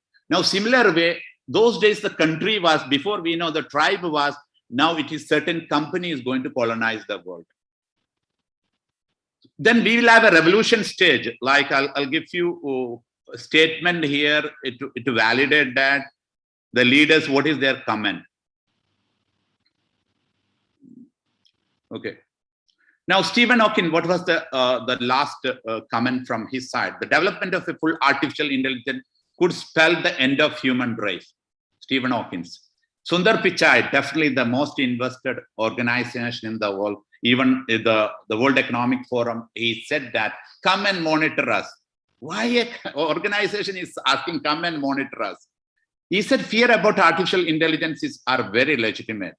Elon Musk, the most invested human, and some people even say that he is not a human being. Artificial intelligence could be an immortal dictator and fundamental risk of a human being. He is the one who, playing with everything. Jack Ma, he said very clearly, again, he is the one who done this level of AI in a commercial level. Tech revolution could cause Third World War. Okay, Vladimir Putin, the most influential single guy, what he said that Putin says the nation who control the world, the next standard, who control the behavioral data. So you can understand the word the AI. Now AI is making a certain people control the world. I'll just go back here a little. Okay, now what is the future economy? Future economy is all about behavioral data. Where is the actual behavioral data? India got the huge opportunity. India's behavioral data is the make or break. Now, the most of the company who invested in India, if you analyze that, it will be all behavioral data company. It's the pure game on the, you can feel it in the later stage. We all will be fighting in the future for it. Like similar way, we realized later UK was slaving us. Similar way, now we almost reach, we understand that we are slaving. There is a revolution we can expect on that. Okay, we'll move. Now, so what is the difference? It's been now all the technology came to us to help us, and it create a more job. Even the computer initially we fight later. Now, what is the difference? This technology, AI, why we are so much scared about it? Okay. Now you can, we human have a two kind of a skill. One is the physical skill, then other one is the cognitive skill. Both can be done better by AI. These are the two human skills. We know that robot can do anything, even an earthquake is happening, it can be done. So what kind of a shifting is happening from each, and is it possible to upskill and reskill the people in the age of AI? Here you can see in the early stage, majority was the farmers. It was a physical job.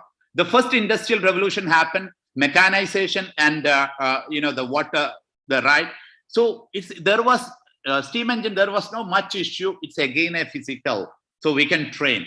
In second industrial revolution, electricity and it's accelerated the production. It's again physical.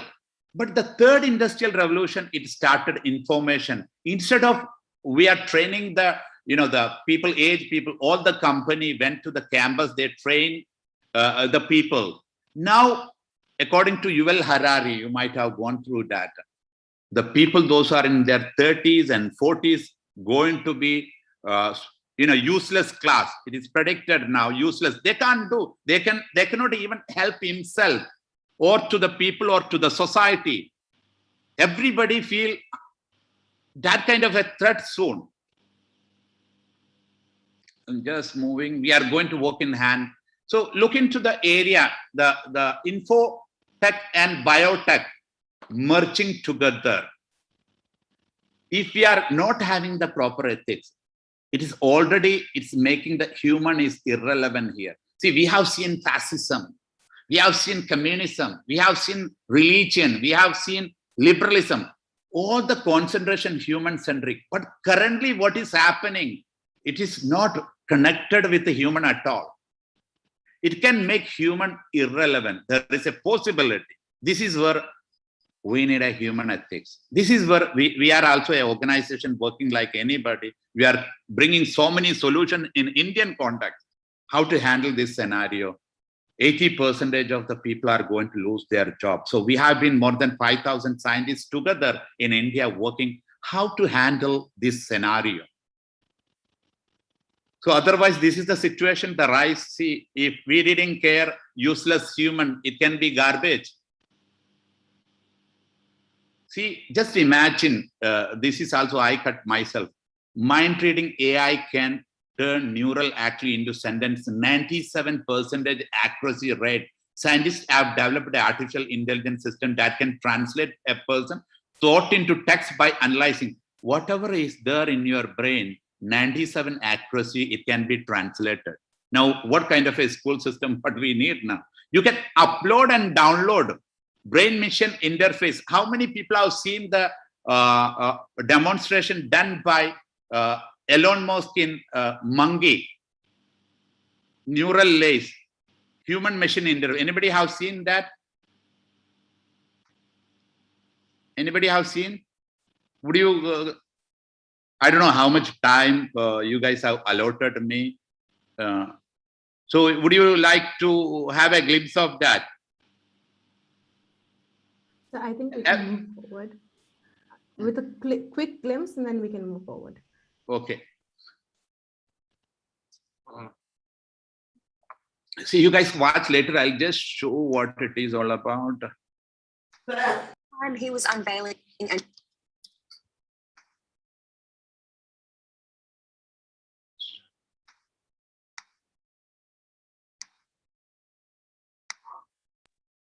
So you might be able to provide the link in the Yeah. Zoom. So please watch this. I'll provide. I'm sorry. I'm just to the most. You'll be disturbed a minute.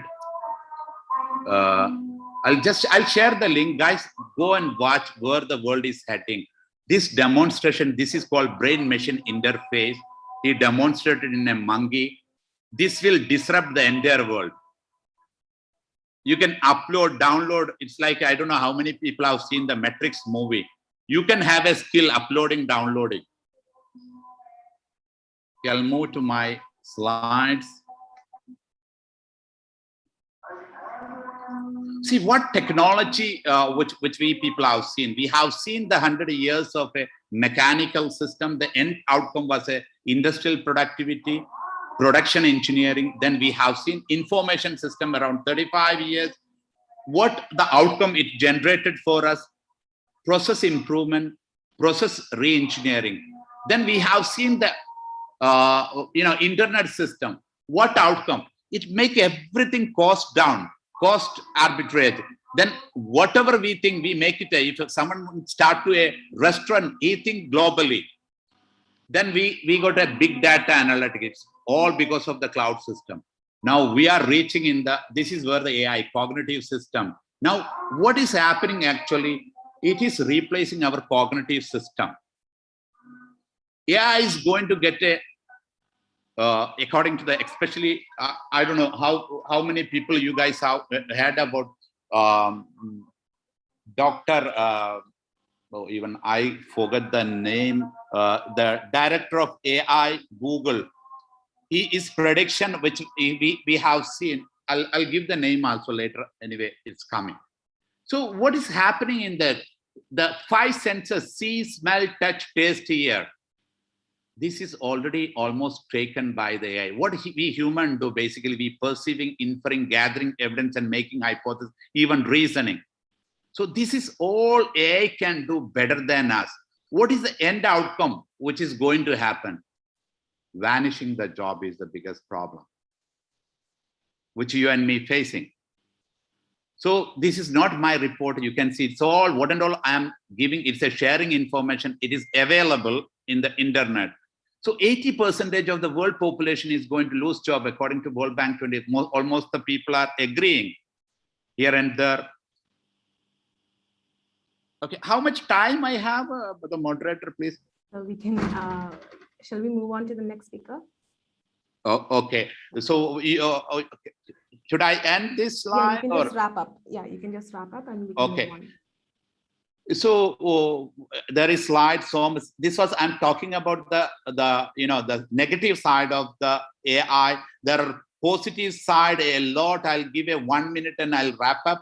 The positive side is all about the job. We don't need the job. We were talking about the AI ethics of a road. Actually, why do we need a road now? Road is going to be a monument, right? It can be, make it a monument. Drone can become, see, in a road 1.27 million people are dying. Why do we road now? When you have the technologies here, which is a drone, it can save 1.27 million. So there is an opportunity part side. Now let us it is going to bring $17 trillion.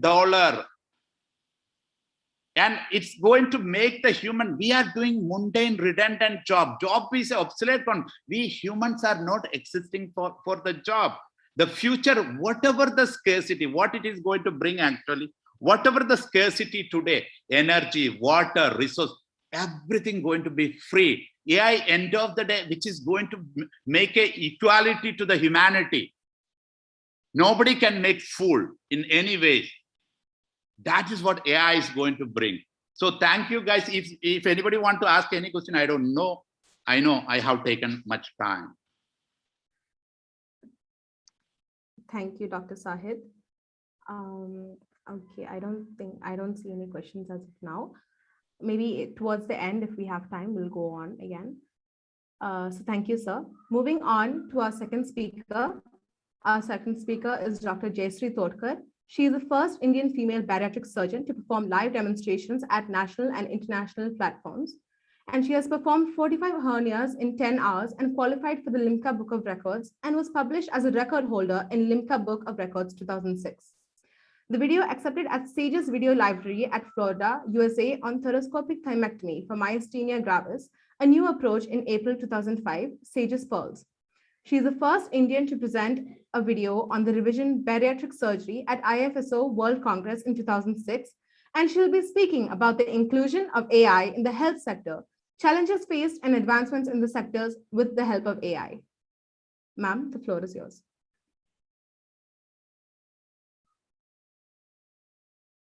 Dr. Jayashree. I'll just give a quick call to her because she was about to go to treatment of one of the patients. Okay, ma'am. So shall we come back to Dr. Jayashree, ma'am? Okay, possibly we can come back. Okay. Let PVs to speak. Okay.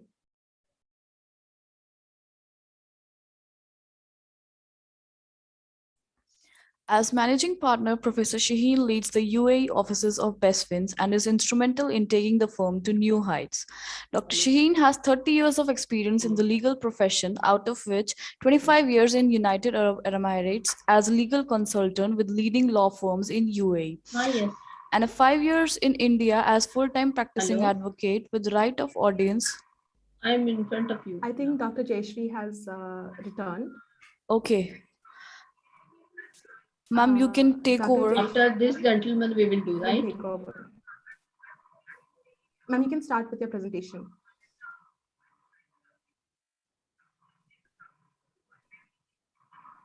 Ma'am, you can take over. Dr. Jayashree, ma'am. हाँ ठीक है चलेगा. So maybe half an hour more.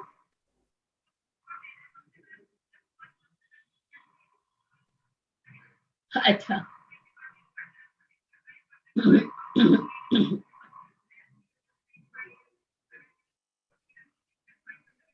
Chalo. So 10 minutes after this, I expect. Okay, I am here. Yeah.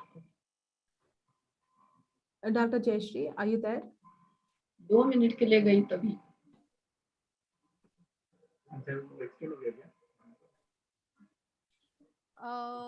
Yes, Angel, you may proceed with the next person. Okay.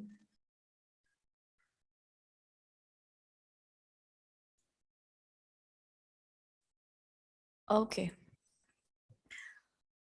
Professor Shaheen has been granted full rights of advocacy and is authorized to conduct proceedings before Dubai International Financial Center, DIFC courts. An avid collector of classic vintage cars, Dr. Shaheen is a passionate biker with membership in Harley Owners Group and well respected as the founder and patron of Nanma Trust in Kerala, India, which runs various philanthropic projects in the field of education, knowledge development, and self-employment. He will be speaking about the inclusion of AI in the law sector, challenges faced, and advancements in the sector with the help of AI. Welcome, sir. Thank you very much for that wonderful and extra generous introduction. I call it very generous because I'm not a professor, I'm neither a doctor. An advocate would have been the right title anyway. Thank you very much. And I thank ICFA University for organizing this wonderful summit, which is very relevant in the current situation. And thank you very much for including me among those eminent speakers who spoke before me. It was wonderful from each one of them, Dr. Peter and Dr. Sahith. I really enjoyed every word from your presentation, and that makes my life easier. I would rather focus to areas which I know well, which is law. So allow me please to share the screen. Hope it is visible now. Yes, sir. So next slide, see artificial intelligence defined. I don't even want to be adventurous trying again to define artificial intelligence. You can see it there. It's very well explained by those eminent speakers who spoke before me. I would rather go to my subject law, as I said before.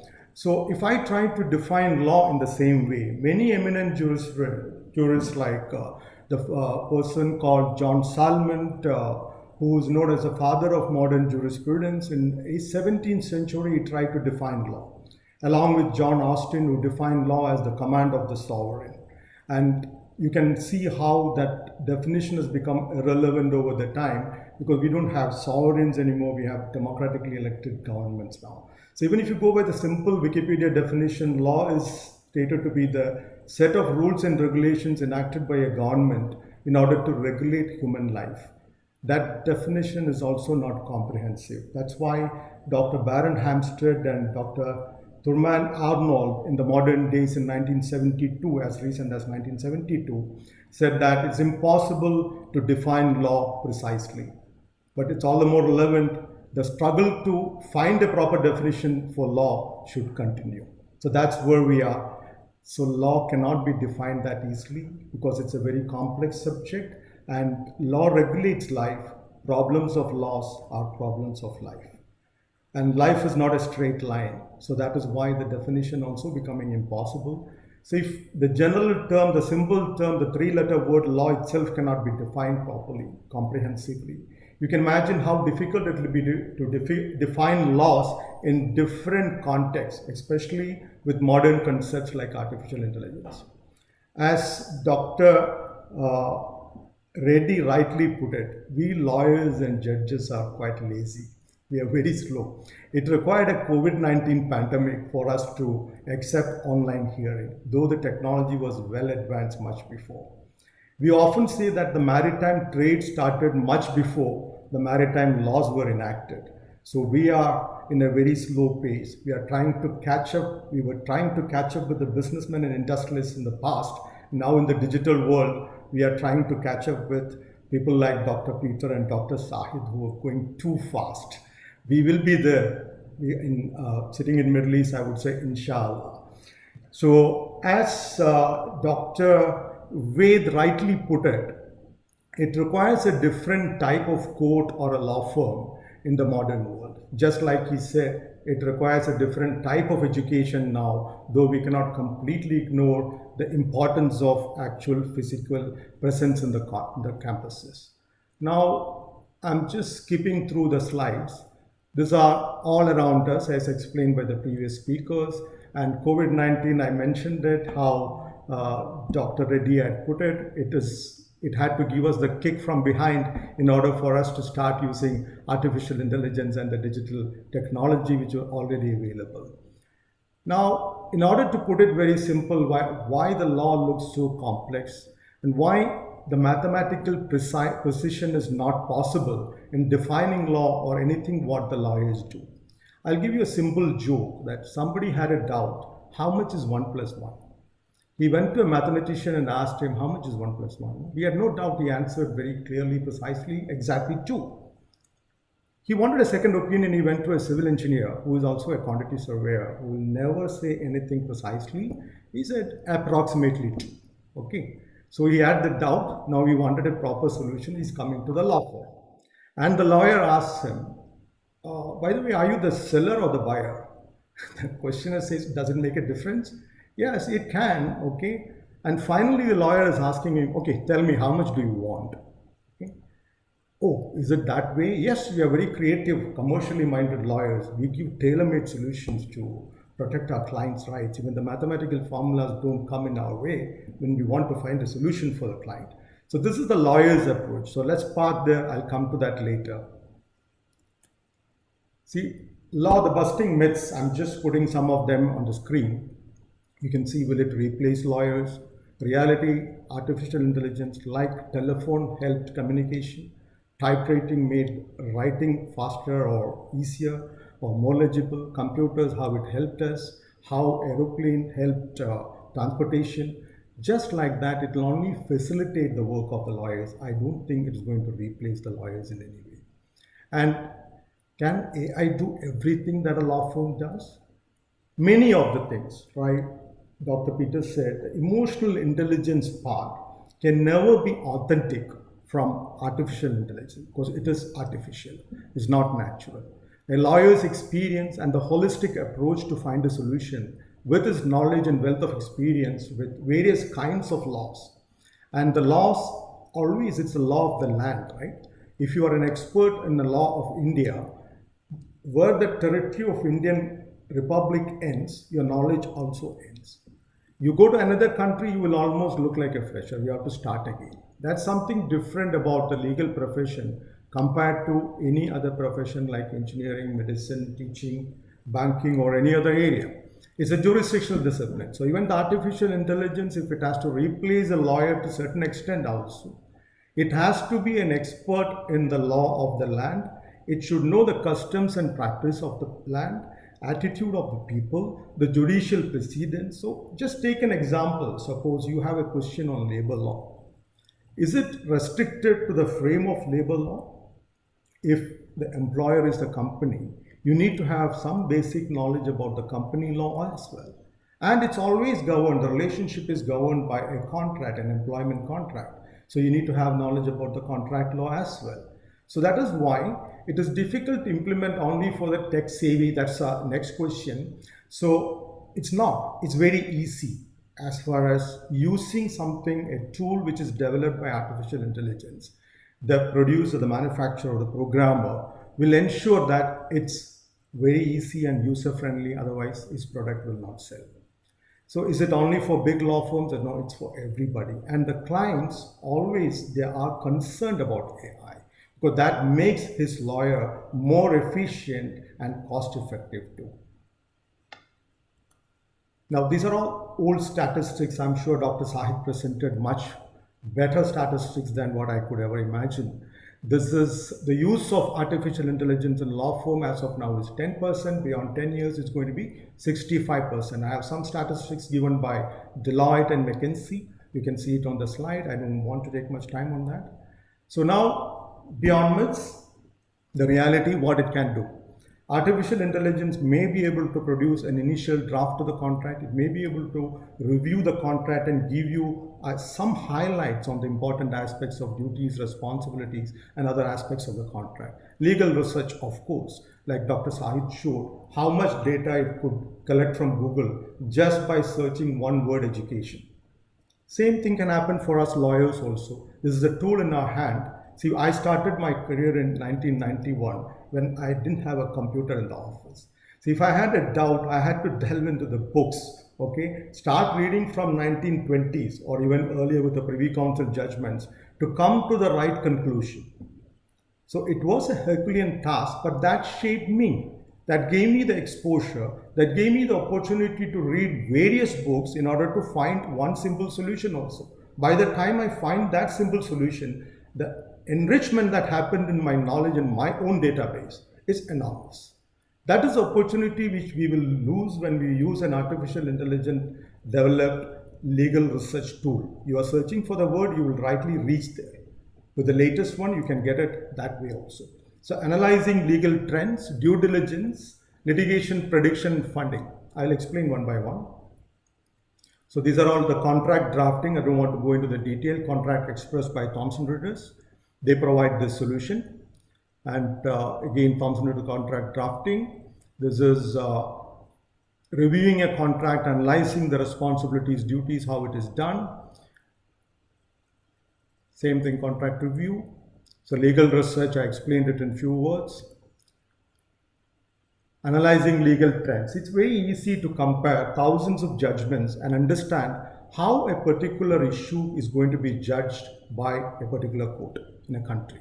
So even if I'm sitting in United Arab Emirates now, if I want to know a particular case, if it is going to be taken before the US courts, it's possible for me now to analyze the trends sitting here without reading any book, just by using the search engines.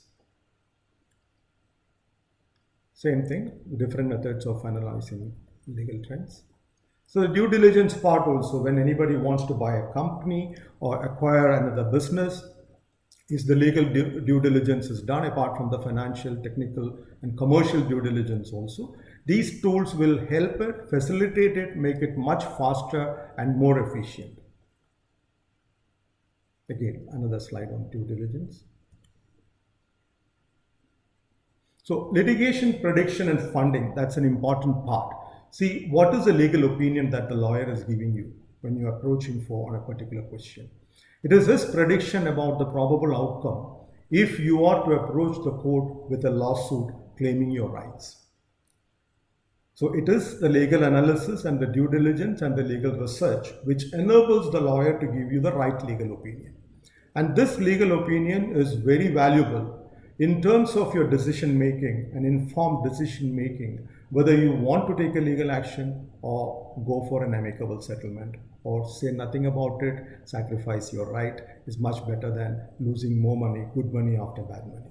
And even if you want litigation funding, someone to fund your litigation process, there again, the litigation funder would depend on a legal opinion, which is a combination of all the three what I have cited here, the analysis, diligence, and research.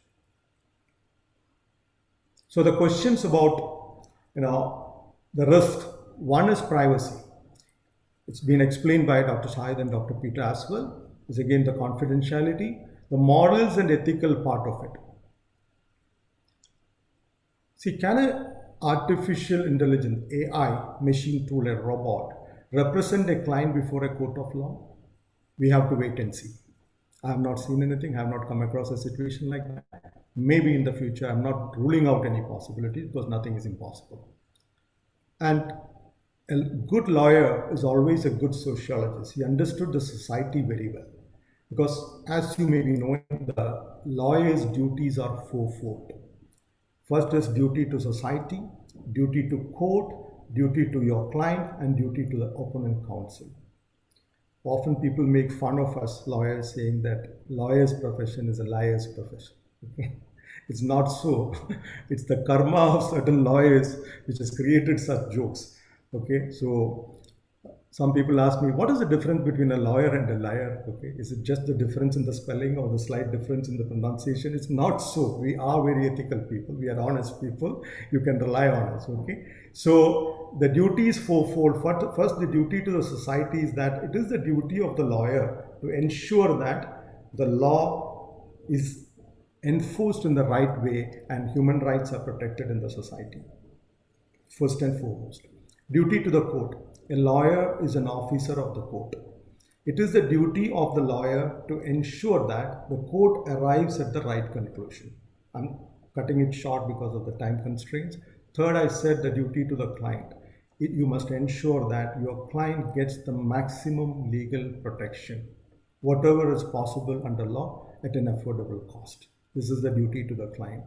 Fourth, duty to opponent counsel. Understand that he is from the same fraternity. He is your learned brother or sister. Never mislead him, never misguide him, never interrupt him. Allow him to present his case in the most appropriate manner.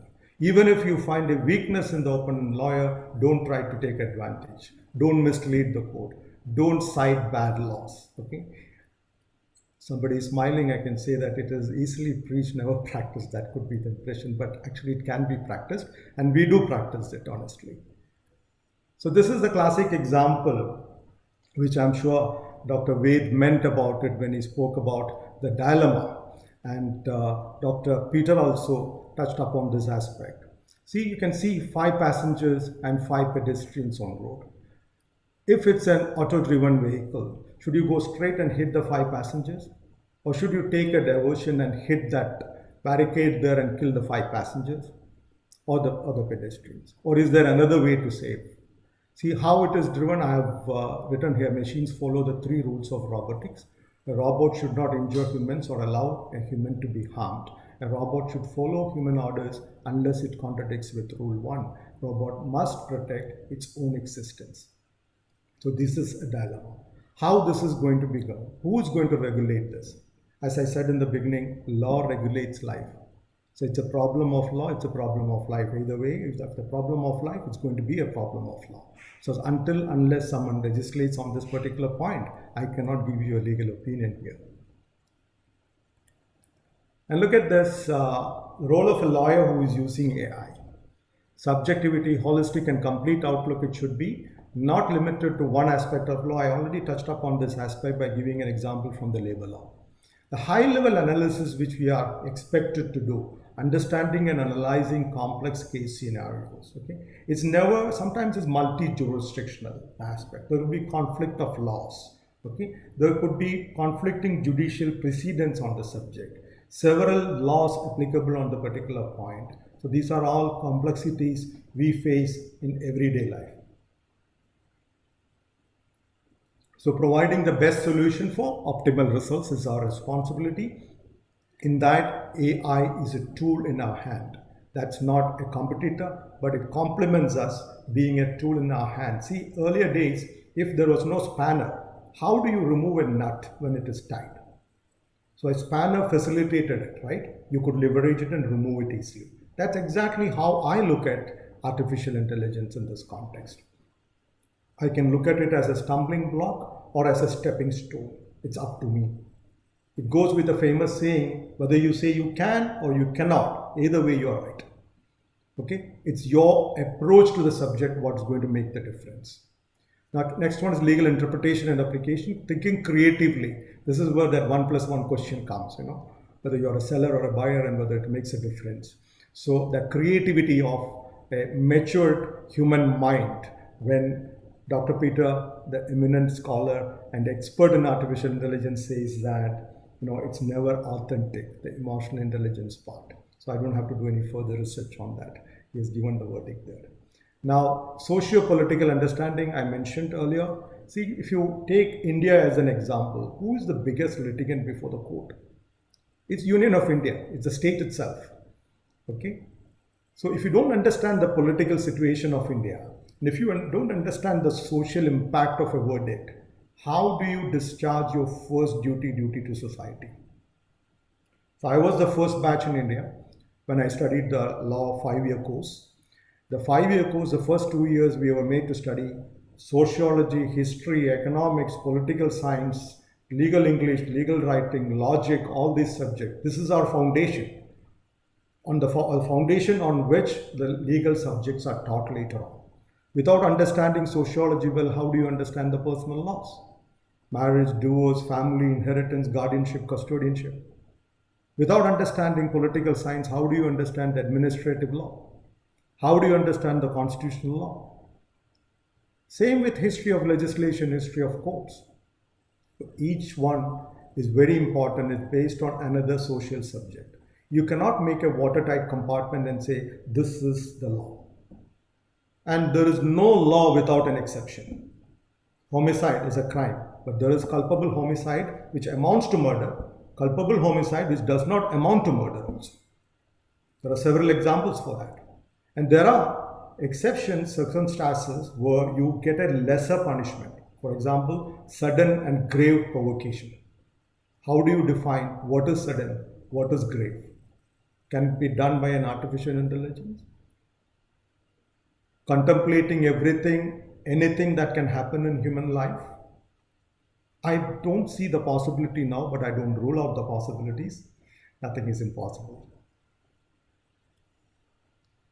So duty of competence, okay? That's the first and foremost thing why a client comes to a lawyer, because he considers that the lawyer is competent to handle the matter. So you have to evolve. A lawyer has to be able to use it as a tool, as I said, as a stepping stone. I don't have to read, it's very clear. So duty to communicate with the client. If anybody was fortunate enough to receive a love letter from a lawyer in the form of a legal notice, you would have noticed that under instructions from our client, we do hereby write to you or issue this legal notice, okay? So whatever we lawyers do towards a third party, it's always under instructions of a client.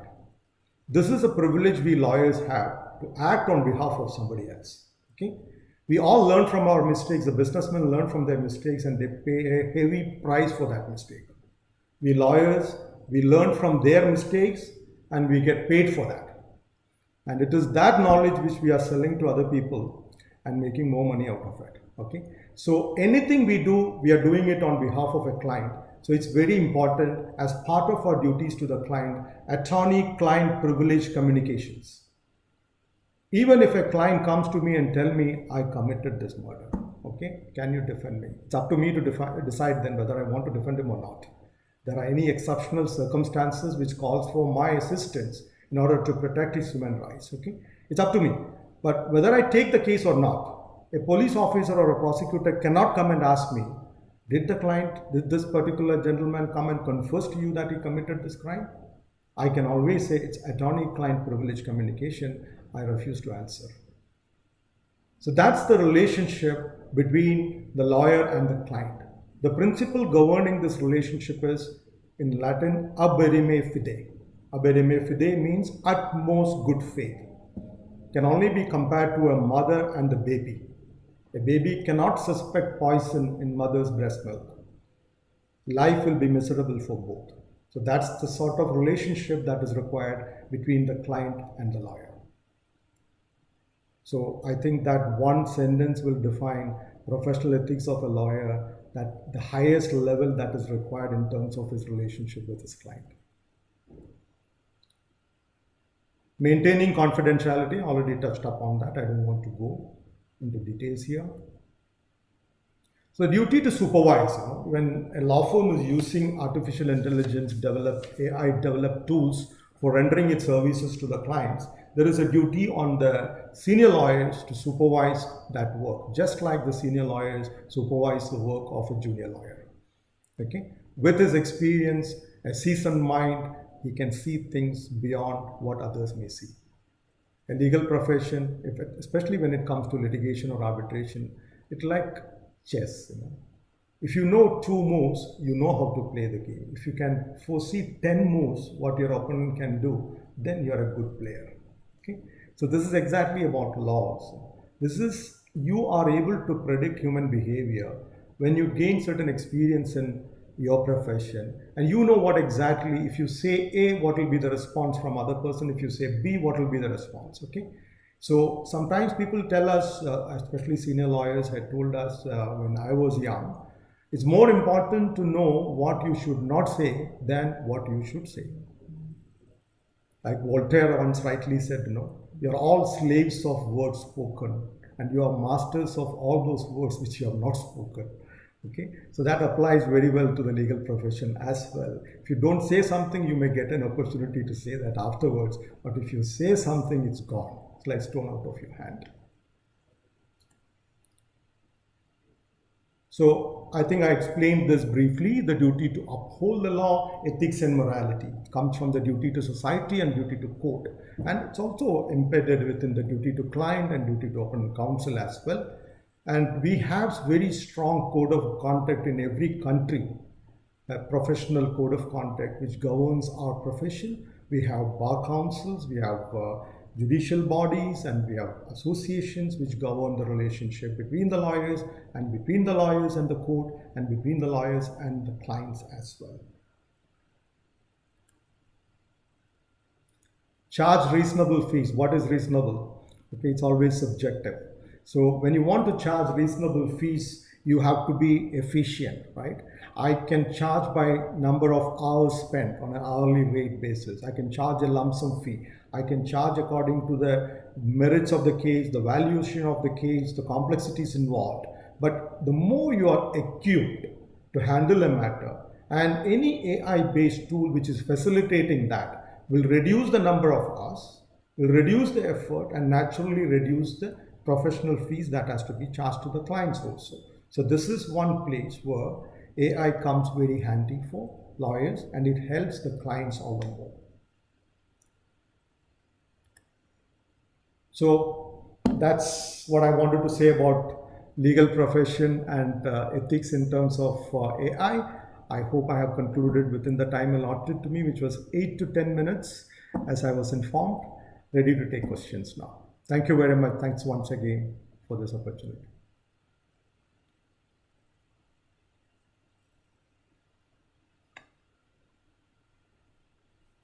Jordan, you may unmute yourself.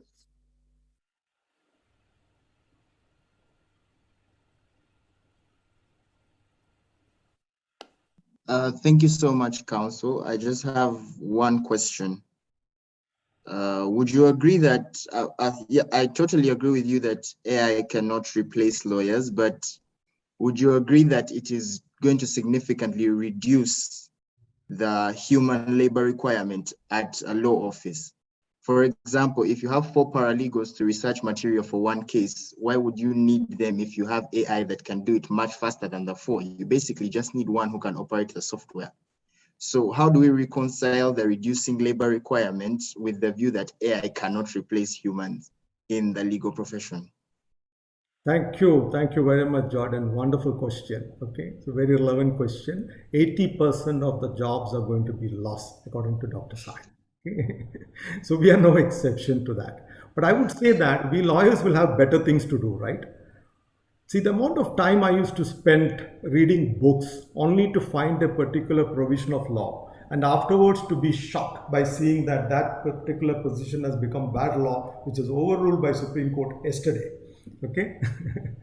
Imagine the amount of time lost in doing this, reading and reading and reading.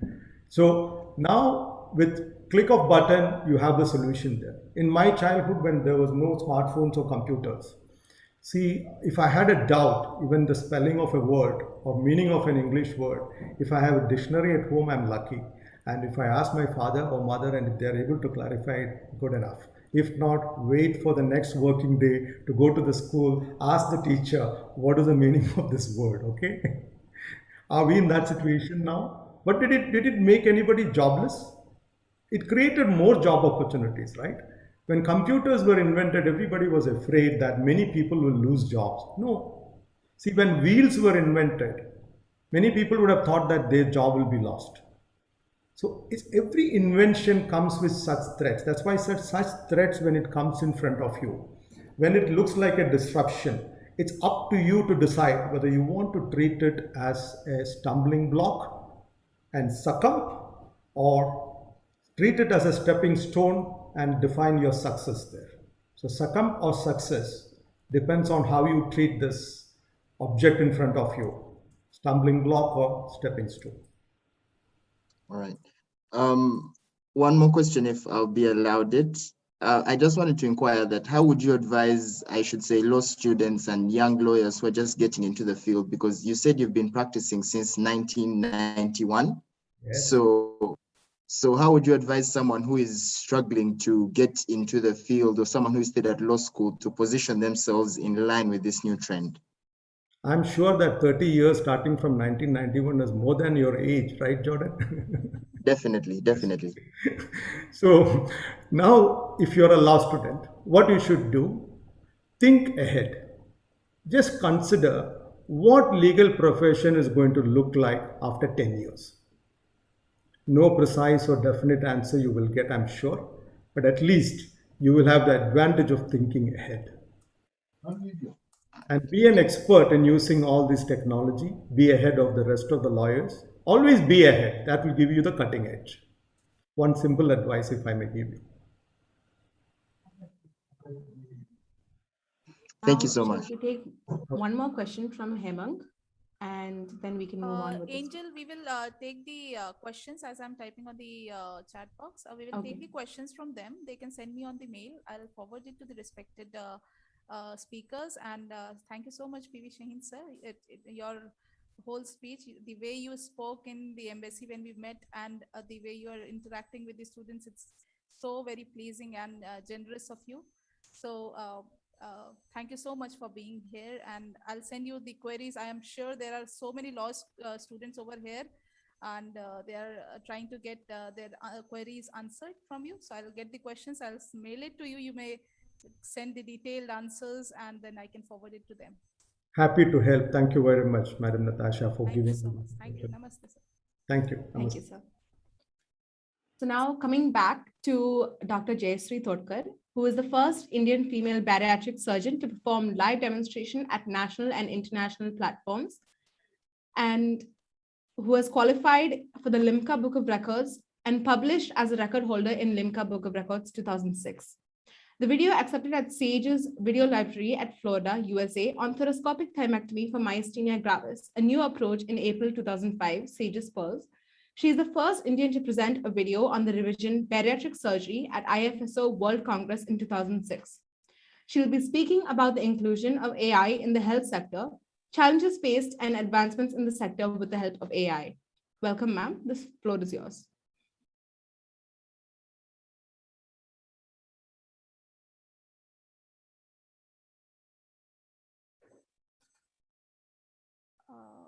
She's unable to unmute.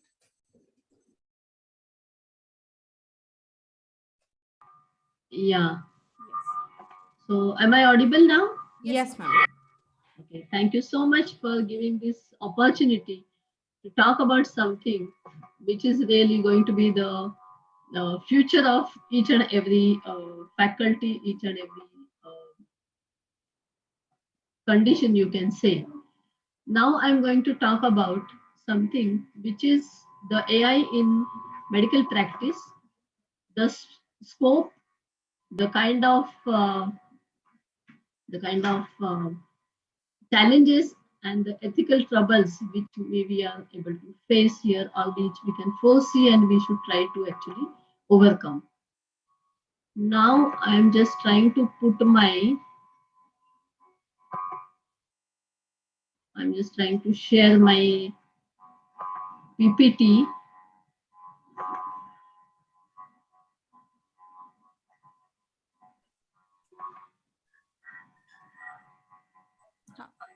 Okay, are you able to see this? We still see a desktop, ma'am. It's loading. Okay, it's loading, correct. So typically when we talk about the scope of this AI into all these fields, there is enormous scope, no doubt about it. But in particular context with the medical field, I must say that in particularly like a place like India, where the number of doctors, we should be one doctor for 1,000 population, as against that we are having one doctor for 11,000 population. I think there is a huge gap between the need and the provision. And that is where this is going to be my good friend, so that I can reach the whole socioeconomic strata despite the troubles, despite the challenges of remotely giving the delivering the medical services to the people. So without wasting big time, I am moving to my next slide. AI application in medical sciences actually extremely useful, and I'm not worried that I may get replaced by it, but I'm very happy that I get a lot of assistants who can help me to reach the right population at the right point of time. The common indications are, yes, diagnostic tools, end-to-end drug delivery, which we typically saw during this pandemic. For the vaccine deliveries, we use drones also at times. Drug development, which usually takes a lot of years because of multiple levels of clinical trials and multiple levels of reaching people and reaching the right chemistry. Improve the communication between the patient and physician, because yes, when we treat as a doctor, when we treat anybody, there is a need of strong communication between me and the patient, because that will make the patient perform his jobs and take up his responsibilities in a pretty good manner. Transcription of medical documents. We know the importance of documentation, and my lawyer friend who talked about the things some time back, I mean, we know the medical documents we have to preserve for so many years, and then it becomes a very tedious process at times to transcribe them. So here it can be helped. The prescriptions, the writing of the prescriptions, the translation, availability of the alternatives, and of course the remotely treating patients. All these things can be looked upon when we talk about the role of AI. So particularly, I'll go through one by one very quickly. Diagnosis wise, more accuracy of the diagnosis, more faster diagnosis, prompt detection of the complex conditions. For example, a patient who comes with stroke, whether he is in the developing stroke or an established level of condition or not, particular conditions in terms of breast malignancies or breast tumors, the skin conditions, to define where the benign disease ends and the malignant disease starts, cervical cancer-like conditions, and particularly in COVID-19, we looked upon this as a very strong image consultation, you can say, in terms of detection of pneumonia, scoring system, and telling us which patients are really going to need a faster intervention. Improvement of the diagnosis and treatment of infectious diseases, because the treatment of the infection depends upon how soon you intervene. Otherwise, the microbe just multiply like anything. So the time becomes a very strong indicator of the outcome here. Assistance in the diagnosis and assessment for the healthcare workers. So having a big camp of 100 people, I may not be able to take care of each and everything by the end of the day. And that is where this AI system is going to tell me where should I prioritize my attention, which are the normal people, and taking care of each and everything, not depending on my single person's or single team's memory. So this can help us fill gaps in the absence of healthcare services or the skilled workers. So maybe today in a clinic, I need suppose 6 people to work with me. With the help of AI, it can be really 2 people working at some other place and be helping each other. So I don't need to wait for those many 6 skilled people to get placed to that particular place and then work with me. The predictive value of AI is very, very important. In case of the illnesses or the major health risk events, assess the relative risk of the diseases, predictive analysis and staging of the disease. The prognostic markers can be placed via the AI, predicting the need of resuscitation. So at which place of the health condition we should be really putting all our resources to get the patient back and reverse, and at which level it is not a very fruitful thing, or where should we stop. It can also help us to combat the human errors. In the clinical care, integrate the patient's records, identify the vulnerable and at-risk patients, aid in the difficult treatment decisions, predicting the drug resistance and the disease progression. So our trials and errors get limited and we can be more precise in giving the treatments. The limitation of it will be, will it substitute the clinical due diligence for the foreseeable future? No. We will need a human brain, as some time back some of my previous speakers talked about it. We are going to need the clinical due diligence by a human brain, because that has got some great power to analyze the things in a much better context of the available knowledge. The challenges will be software erosion. There can be lack of digital infrastructure, which can lead to digital divide, which may not be able to provide the same level of services to all the population equally at one point of time. And healthcare workers need to adapt to new technology, but I think that is fine. These are the day, we have to adapt. There is no other option to it. The emerging trends in the use of AI in the healthcare are evolving role of the patient in the healthcare.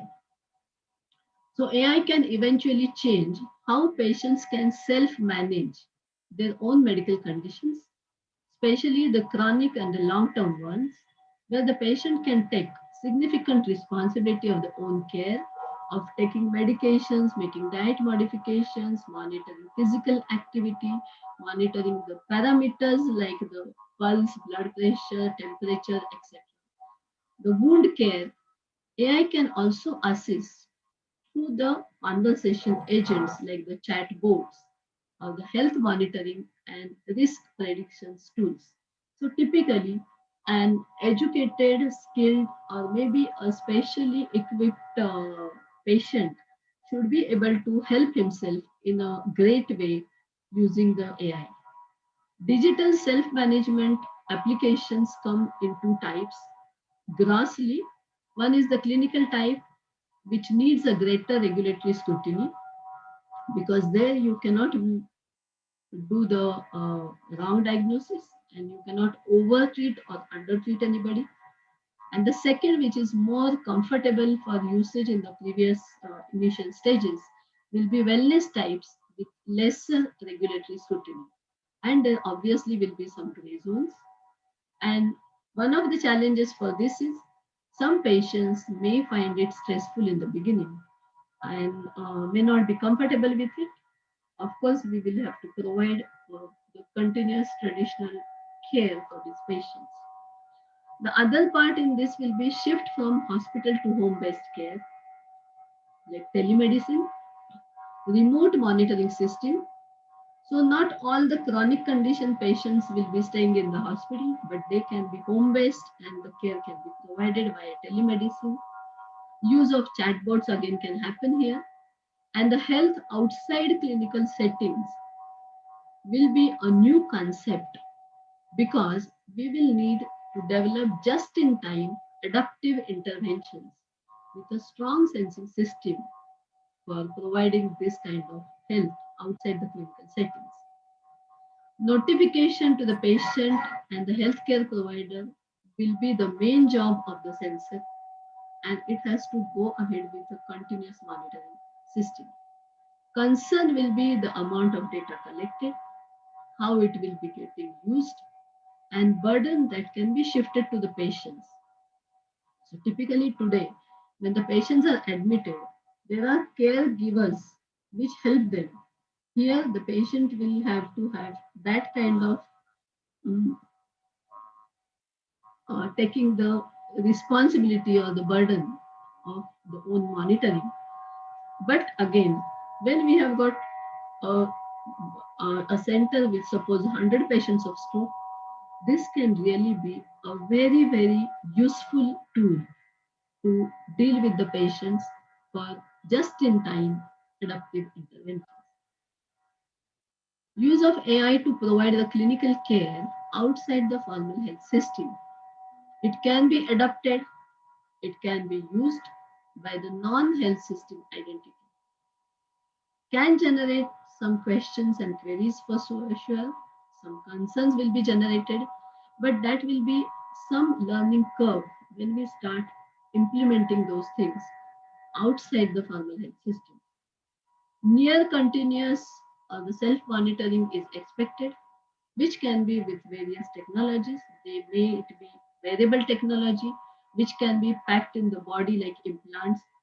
The way we use the patient's heart rate monitoring system, or the patient's, when the heart rate starts falling, we come out with something which is a sensor which gives the better pulse rate to the patient.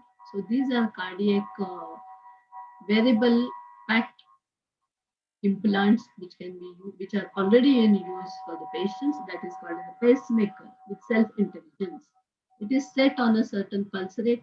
If the body tends to fall beneath that, the pacemaker takes up the call and starts helping the patient. It can be on the body like insulin pump patches, which can sense what is your sugar level and deliver that much of insulin at that particular point of time. So typically, there is a continuous monitoring, continuous cover, and a continuous stability of the environment of the body provided to the patient, which of course will lead to lesser number of tertiary complications, and of course the healthcare economy, which is invested in the tertiary care complications of these patients, can also have a lot of saving. It can be near the body, like the activity trackers or the smart watches or the smart glasses, which are coming into practice day by day, and I think they have got a very strong role.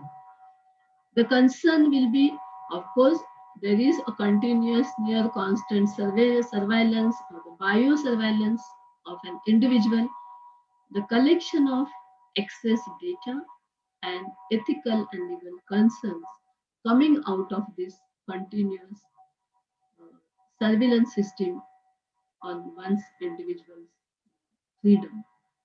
The data protection, security and confidentiality while using these applications should be like a formal clinical care setting.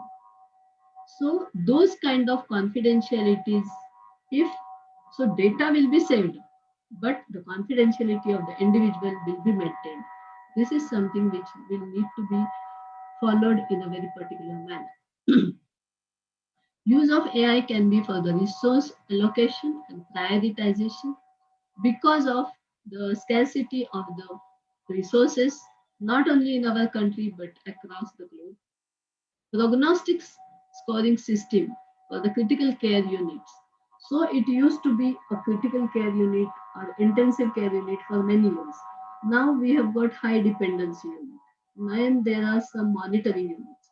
Then there are the regular patients with a lesser frequency of monitoring needed.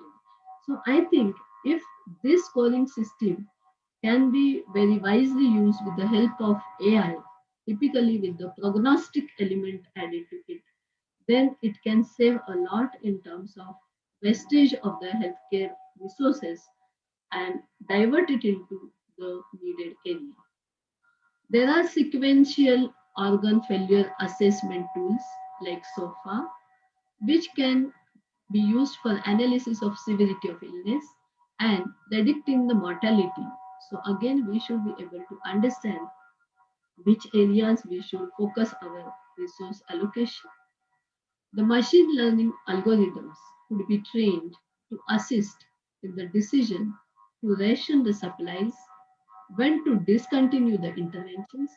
For example, the ventilatory support or the newly approved vaccines. AI has got a very, very strong scope in health research because electronic health records are hugely needed for biomedical research, the quality improvement, and the optimization of the clinical care. It can help us to identify best clinical practices with the statistical support, the guideline development, which will be non-biased, and the clinical support tools can be developed with the use of this. As far as genomics is concerned, the emerging discipline based on individuals' genomic information to guide the clinical care is very important. But for a human brain and for the cycle of the day, when your energies are very good and then they start declining after some time, it becomes too much of a job.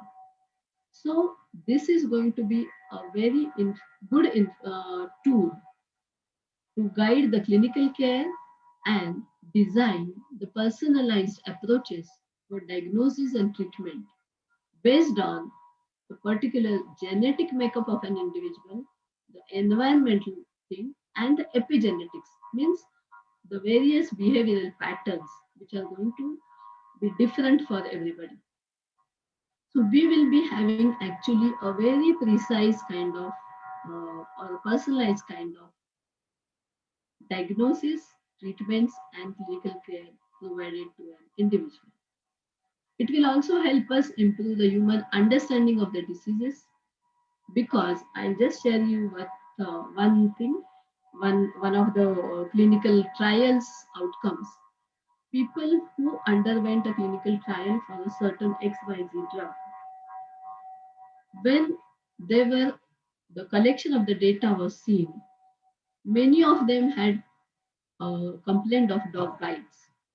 So particularly, it was not something which was related, but when it came out to the statistical analysis, it was like a significant statistical association.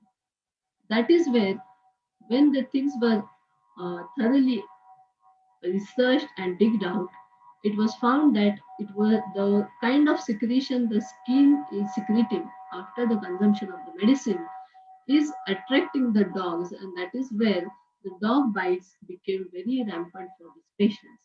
So typically, I think human understanding of the drugs, human understanding of the diseases, and identification of the new disease biomarkers will be one of the very great help which AI can do for the health research. Again, we should know one thing very importantly, that the number of people, the variety of genomics, the variety of environments, behavioral patterns, and the variety of huge number of health related or the health impacting factors in the world is so much so variable that particularly AI only can give us a great reach to identify many factors. AI will be useful for drug development also because it will simplify and accelerate the drug discovery and development, shorten the process of drug development and make it less expensive and more effective and more timely provision. By 2040, the medical testing may become virtual and not on the human or animal or the wet lab as we call it as, but it will be based on the computer models of the human body, the tumors, the safety, efficacy, epigenetics, everything can be studied on these computer models or the virtual models. By 2040 is a kind of prediction about the clinical trials and development of the medical testing. Prescription of the drugs can be designed for each person. Precision medicine, as I said, and the tailor-made medication and treatments as per the genes, lifestyle, and environment. Also designing the preventive mode of action can be very well done, very well achieved by the with the use of AI.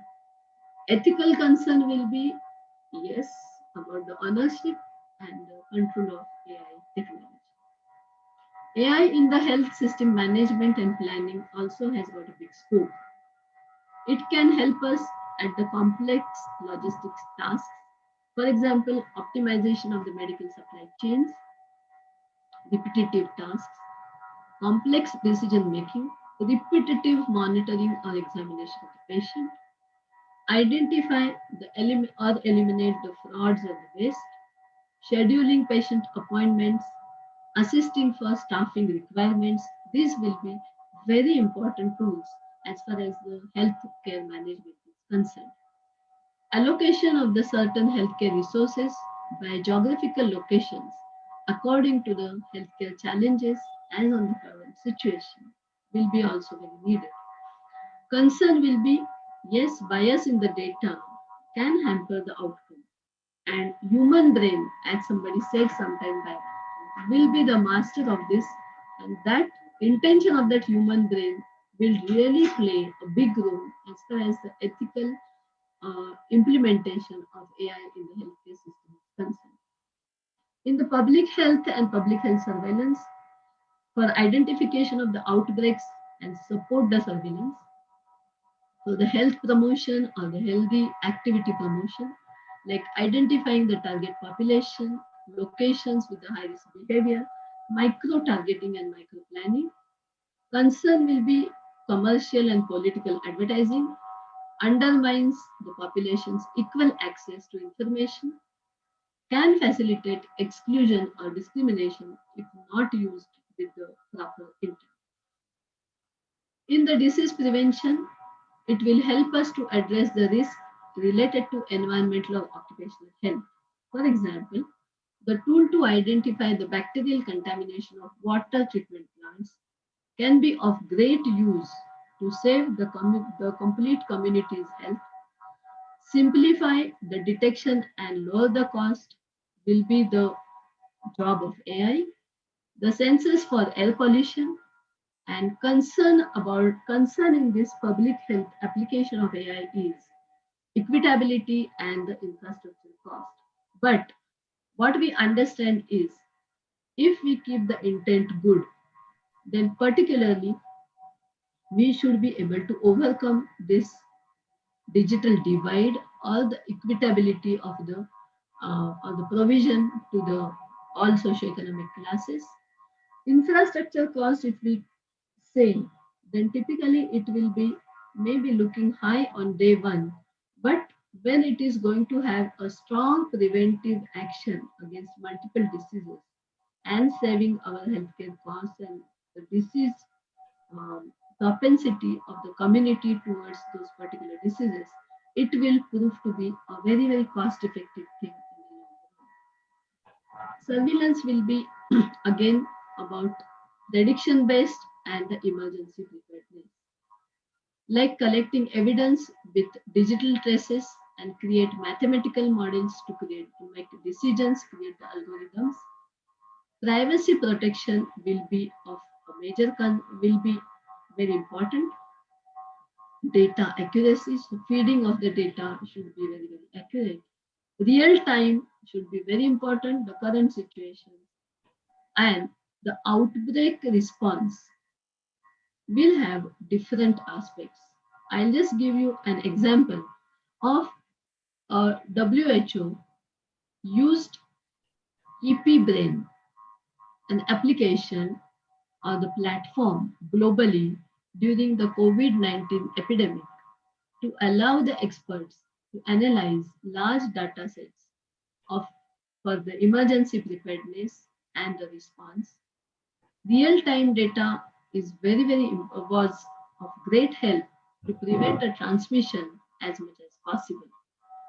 So there are, I think, thousands of applications of AI. What are the benefits? Efficacy and accuracy can be elevated. Non-time-bound services.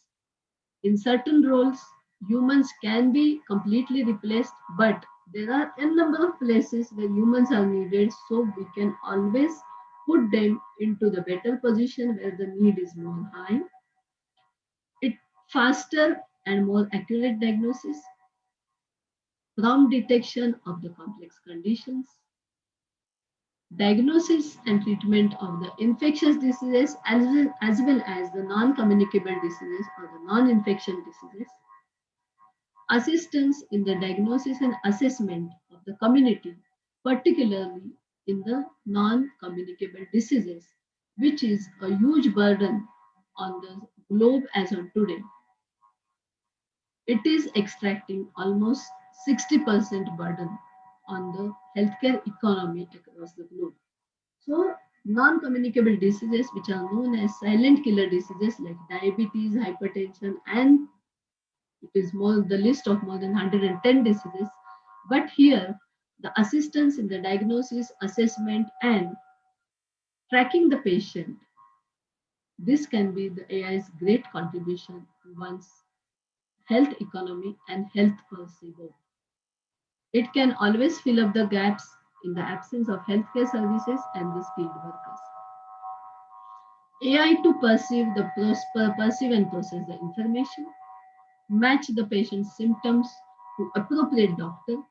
Sometimes a very golden time is lost because the patient is unable to understand which doctor is really the one where he should go.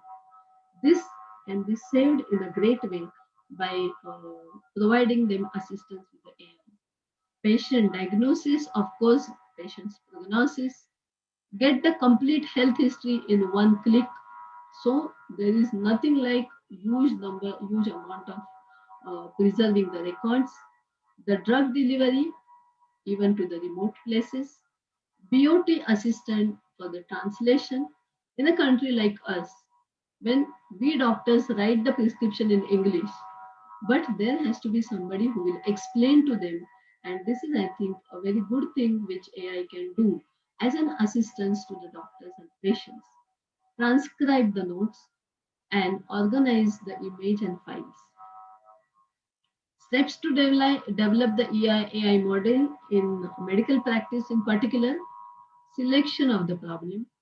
We don't want to place it across the whole spectrum of medical practice, but problem selection, the places where we need the AI and important intelligent assistance, we have to select it wisely. The data collection, relevant data collection, the model development, training of the team of technology and the doctors, and validation at various levels, model assessment and model deployment. Benefits over the existing systems will be level of competence for diagnosis will be very high, very less time to retrieve or the processing of data. Imaging and analysis, like we discussed about skin diseases and cancers, similarly about the retinopathy, grades and stages. The number of retinal surgeons today are not even one across the community of 1 lakh population in India. How can you understand that how can we fill up the gap between so many less surgeons and so many people suffering from the eye problems, particularly the retinopathy which comes after diabetes, obesity and hypertension, which leads to blindness. One of the very strong causes of blindness across the globe is diabetes and hypertension along with obesity, which if can be identified within a period, a specific period where the reversibility is possible. When the grades are small and the stage is early, we can reverse the whole scenario, and so many number of blind people can be reduced at with a great intervention of this AI diagnosing retinopathy. This is a very small example I'm giving you, but we need this kind of assistance on a large scale. Studying images at a granular level. Various screening programs identify the high-risk patients and help us do faster drug delivery and provide the personalized treatment options. The special role can be machine learning algorithms to analyze data, for example in genomics, identifying the drugs to combat various diseases and their interaction, to enhance patient experience, patient care, and provide support to the doctors through the AI assistance. 24-hour helpline, which can tell you who is the right doctor for your problem just now, who should be called for, the scheduling the appointments, multiple hospital availabilities which are available, like we saw the dashboard which helped us during the COVID-19 pandemics for us to, when the patients needed the ICU or the ventilators. Prescription related query like availability of the same drug or any alternatives. And of course, it will also assist the doctors to understand, search the hospital protocols and to improve the workflow. Ultimately, the efficacy of the whole system can be far better than today. Applications in use as on today are the radiologists are using it for improving the diagnostic accuracy, having the granular images, comparing the images, taking out the normal, for example, taking out the normal images out and just keep the abnormal images for the expert to read. Educate the patients with audio visuals for diagnosis, treatment, and other queries. For example, we have created some of the videos of our operations where they can explain many things to the patient. So patient becomes a party in the decision, and it is very important when we are giving any kind of treatment for a long-term disease to the patient. It is patient-oriented AI, there is doctor-oriented AI, there will be need of administration and operation-oriented AI, particularly places like pandemics and in public health also, for contact tracing and for flight traveler data, etc. We had huge help of AI, and these applications really saved so many lives.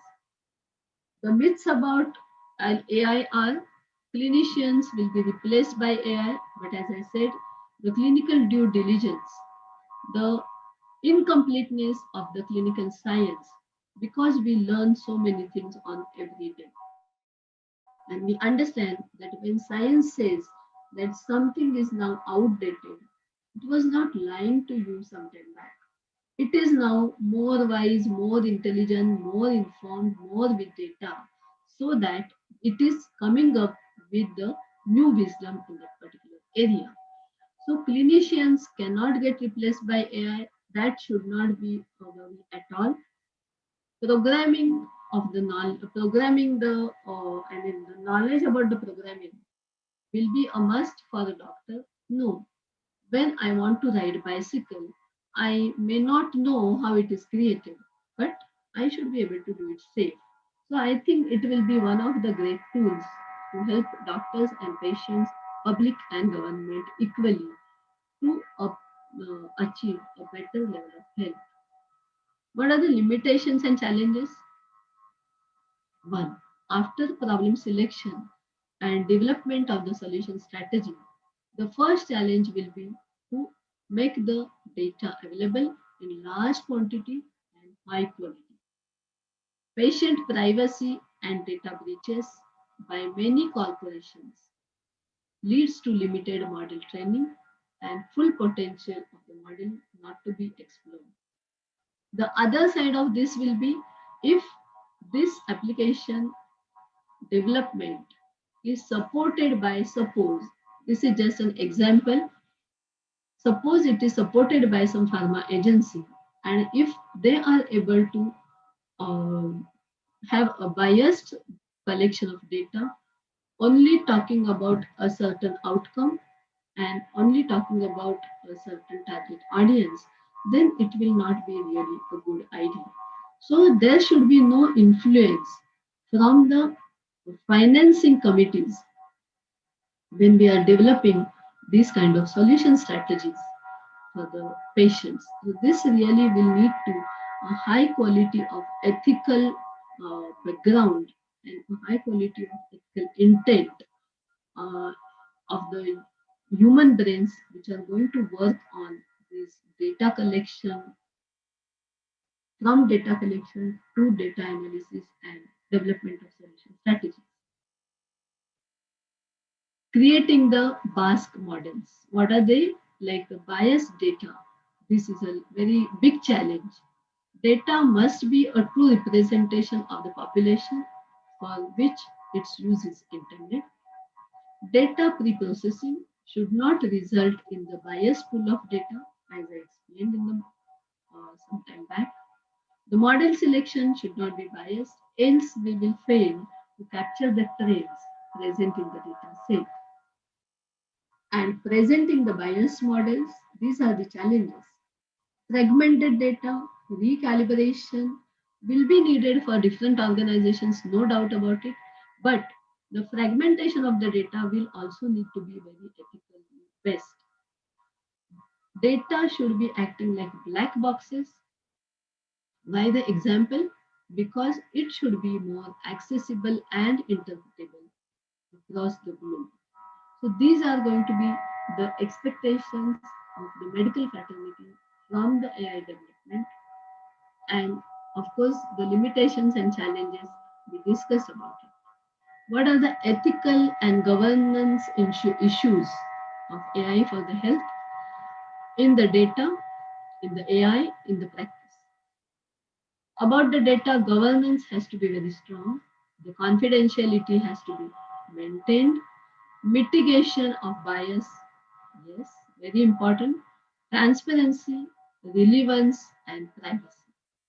About the data, these are very, very important ethical things which we have to be particular for. About the AI, the regulatory bodies, the liabilities, the accuracy, the decision making, and the acceptability. So validation at all levels is also very important.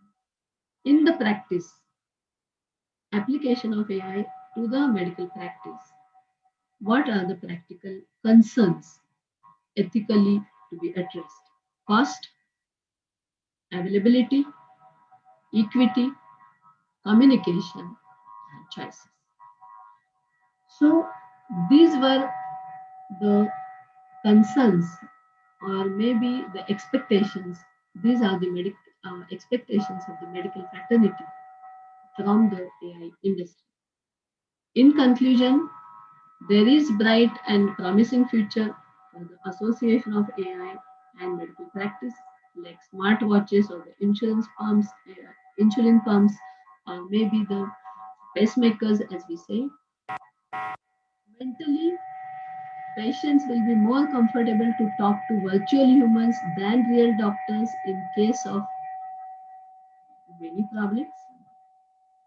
For intractable diseases, data is important, and AI can help us develop the new treatments and the new SOPs and pathways.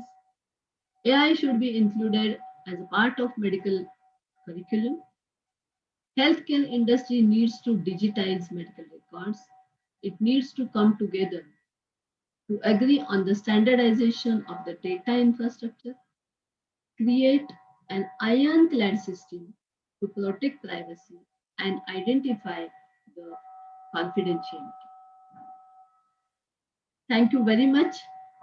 These were the things which I wanted to share as far as the concerns, challenges, the scopes of AI and the ethical things, ethical issues from a medical fraternity's point of view. Thank you very much.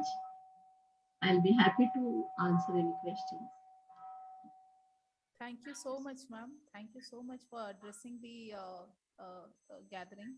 And I'm sure there are questions. Satvik is already raising the hand. Satvik, you may drop the message or the question in the chat box, and probably even Jayashree ma'am will try to answer it on the chat box itself. Okay. And I have few other questions, ma'am. Dr. Jayashree, we have some other questions also in the chat box. I'll be mailing you all the questions, relatable questions after this event ends, and you may send your answers to those. Okay. Yes. So shall we proceed? Angel? Yes, ma'am. Okay. Now we'd like to invite Dr. Beena Bhandari, the Dean of ICFA Education School, Dehradun. She has a rich experience of nearly 3 decades in the field of education and has been the convener of various national and international seminars and conferences. She has conducted several workshops on classroom management and teaching by inclusive approach in various esteemed institutions. She is a recipient of many coveted awards, which includes National Women Excellence Award by Northern Eastern Council, Government of India in association with a European Chamber of Small and Medium Enterprises, and Professor R.P. Singh Special Educationist Award 2018, awarded by Indian Psychometric and Educational Research. She'll be talking to us about inclusion of AI in the educational sector, challenges faced, and advancement in the sector with the help of AI. Welcome, ma'am. Thank you so much, Saloni. Good afternoon, everyone. I will not be taking much of your time because the speakers before me have spoken a lot and in depth about artificial intelligence and the relations with their respective fields. I'll be talking in relation with the field of education. So ethics in education are very significant because they are important to run the system very smoothly. It is very important to see that the interest of the teachers and the students is taken care of. So artificial intelligence is starting to be used in education in a variety of positive ways with the potential to revolutionize how we do things. Now, if we look at artificial intelligence today, artificial intelligence is amongst the most emerging technologies capable of altering every aspect of our school interactions. Now, I have been in the field of education for nearly 3 decades, and I have witnessed how AI has been producing new teaching and learning solutions, which have been undergoing testing in different contexts. Now, there will always be there, we can see the major impact of artificial intelligence in the education sector is it could change dramatically the role of the teachers. But the role of the teachers in education will be changed, but what that role is and what it entails may change due to new technology in the form of intelligent computing systems. AI definitely can take over tasks like grading, can help the students to improve their learning, and may even be a substitute for real-world tutoring. Yet, AI could be adapted to many other aspects of teaching as well. So it cannot be a substitute for teacher. It can complement the teaching. So the place of the teacher is there on a very high pedestal. So AI systems could be programmed to provide expertise, no doubt about that, serving as a place for students to ask questions, to find information, or could even potentially take the place of teachers for very basic course materials. In most cases, however, AI will shift the role of teacher to that of a facilitator, because the new role of the teacher is not as a knowledge imparter, but as a facilitator. As teachers, we are obsessed in finding out solutions to cater to the individual potential and strengths of the students. So artificial intelligence undoubtedly helps us to find out what a student does and does not know, thereby building a personalized study schedule for each learner, considering the knowledge gaps. It actually tailors studies according to the students' specific needs, thereby increasing their efficiency. Personal tutoring and support for the students outside of the classroom helps the learner keep up with the course and keep their parents from struggling to say, for example, to explain trigonometry to their kids. So AI has a better engagement potential with the students. This personal approach helps students feel special, increases their engagement, and raises interest in the studies in a big way. Now, AI tutors, they come in handy here and are great time savers for the teachers, because they do not need to spend extra time explaining challenging topics to the students. With AI-powered chat box or AI virtual personal assistants, students can avoid being embarrassed by asking for additional help in front of their friends. And this definitely helps the students to enhance their self-esteem also.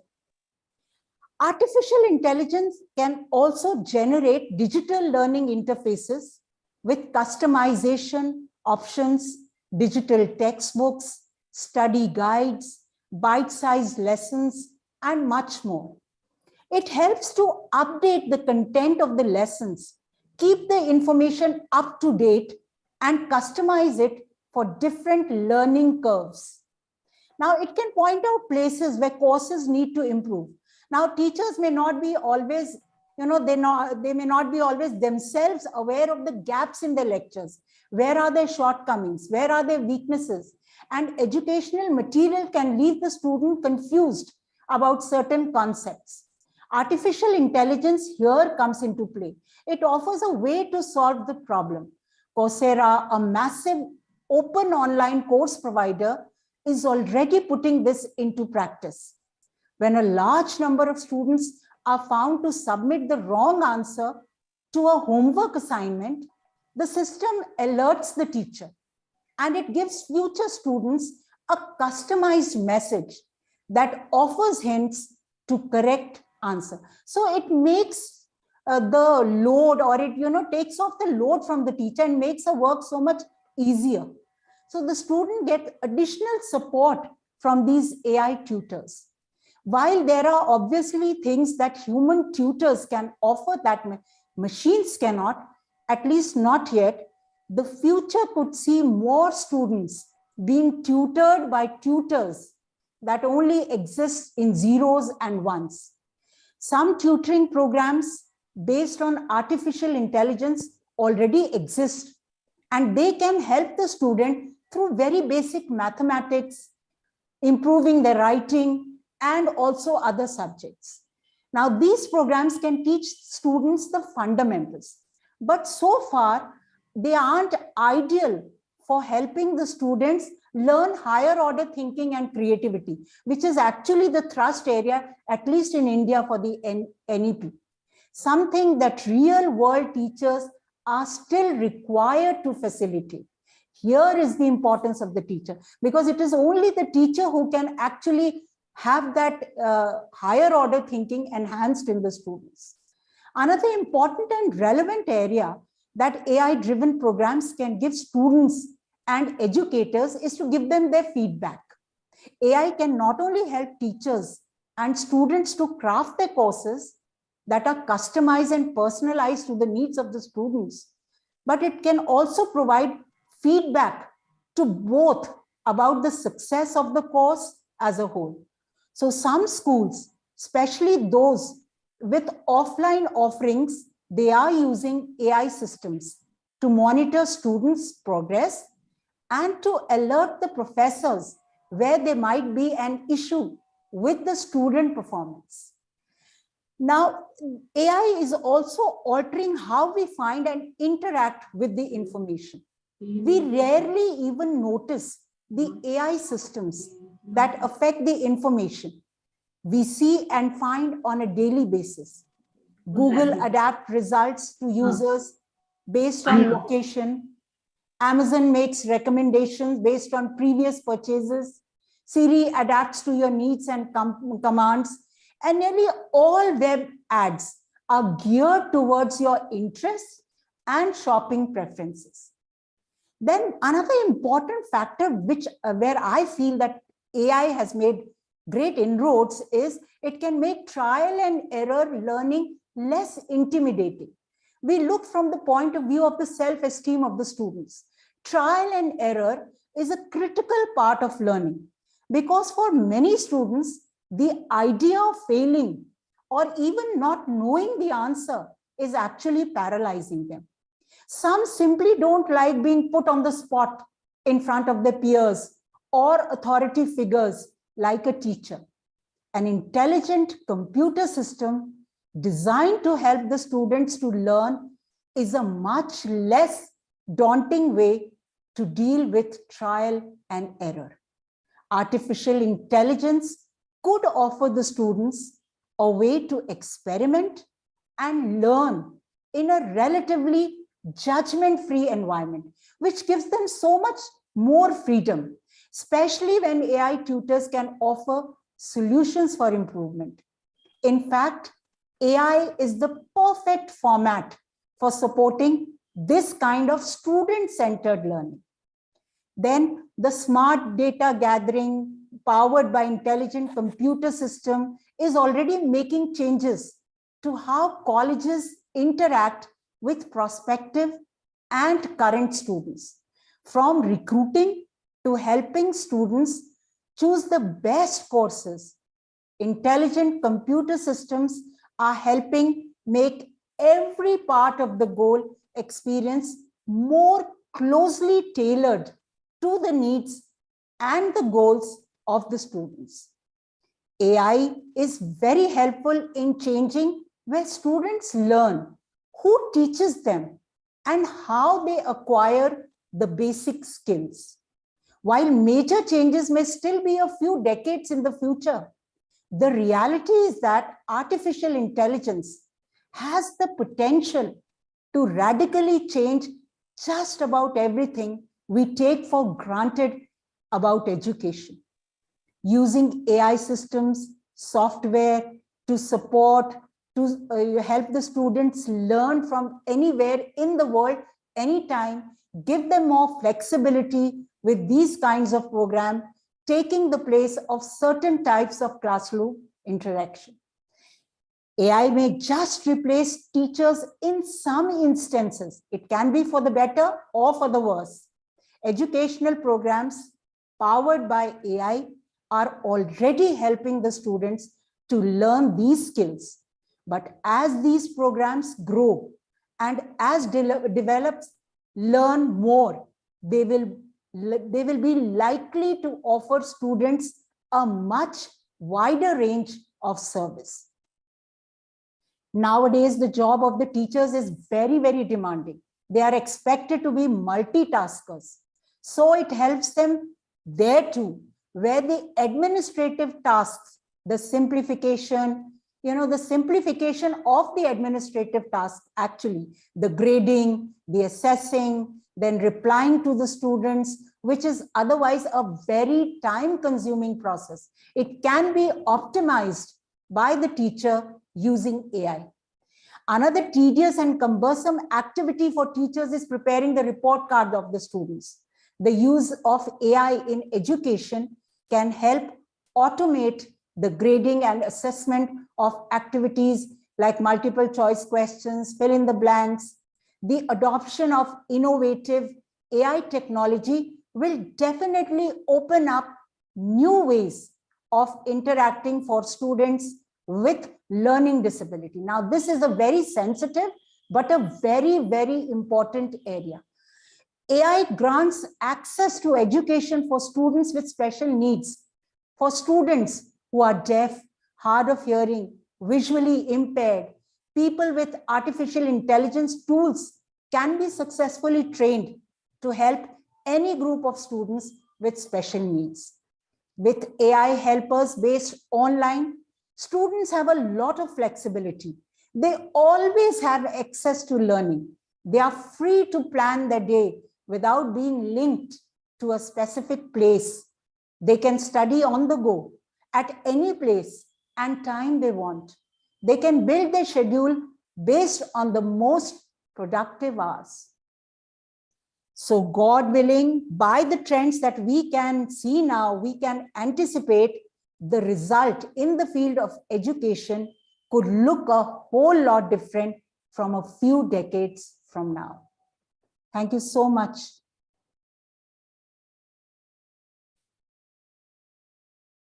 Thank you so much, Dr. Meena.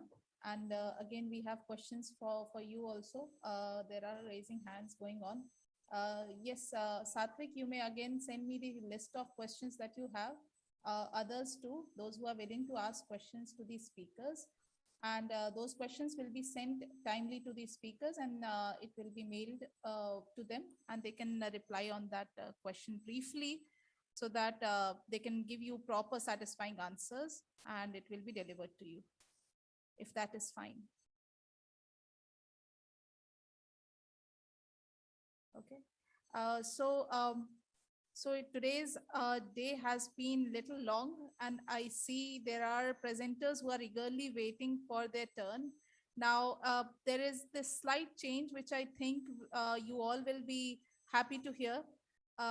Should we start the presentation, since we had these long sessions and very important sessions which were discussed by our speakers from different fields, including Professor Peter and the other officials. I think we all can have the presentations on a fresh day in continuing to the group discussion on 22nd. So in case if you are comfortable with this idea, or you think that will be a better idea, because thinking that this whole day has been long for you, from different time zones, those people who are joining from different time zones, we are sitting for a stretch of 3 to 4 hours now. So if it is a good idea, you may raise your hand and let me know that yes, you are comfortable with this.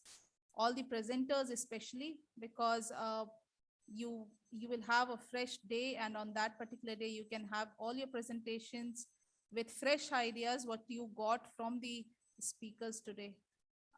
Yes, I see Hemang and Angel raising hand for that. Others presenters, we have lost few of the presenters connection. I've got few of the messages also. So possibly we will do this.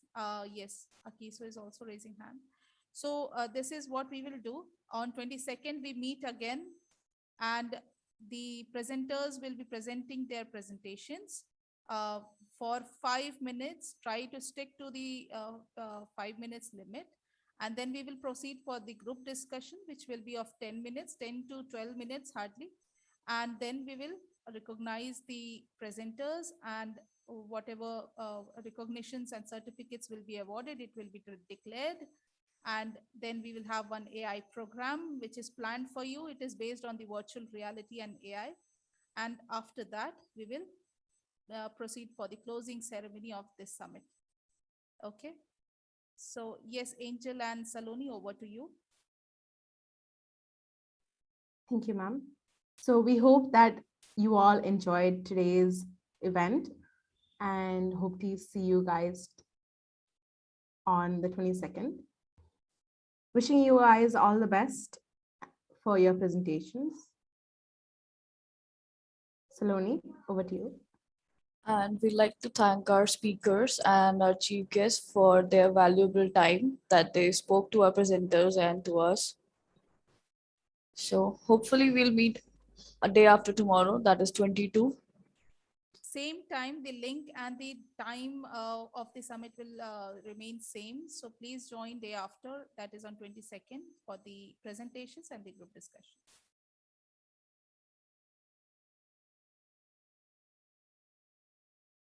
See Thank you all. so much, Bye. everyone. Bye. Good day, everyone.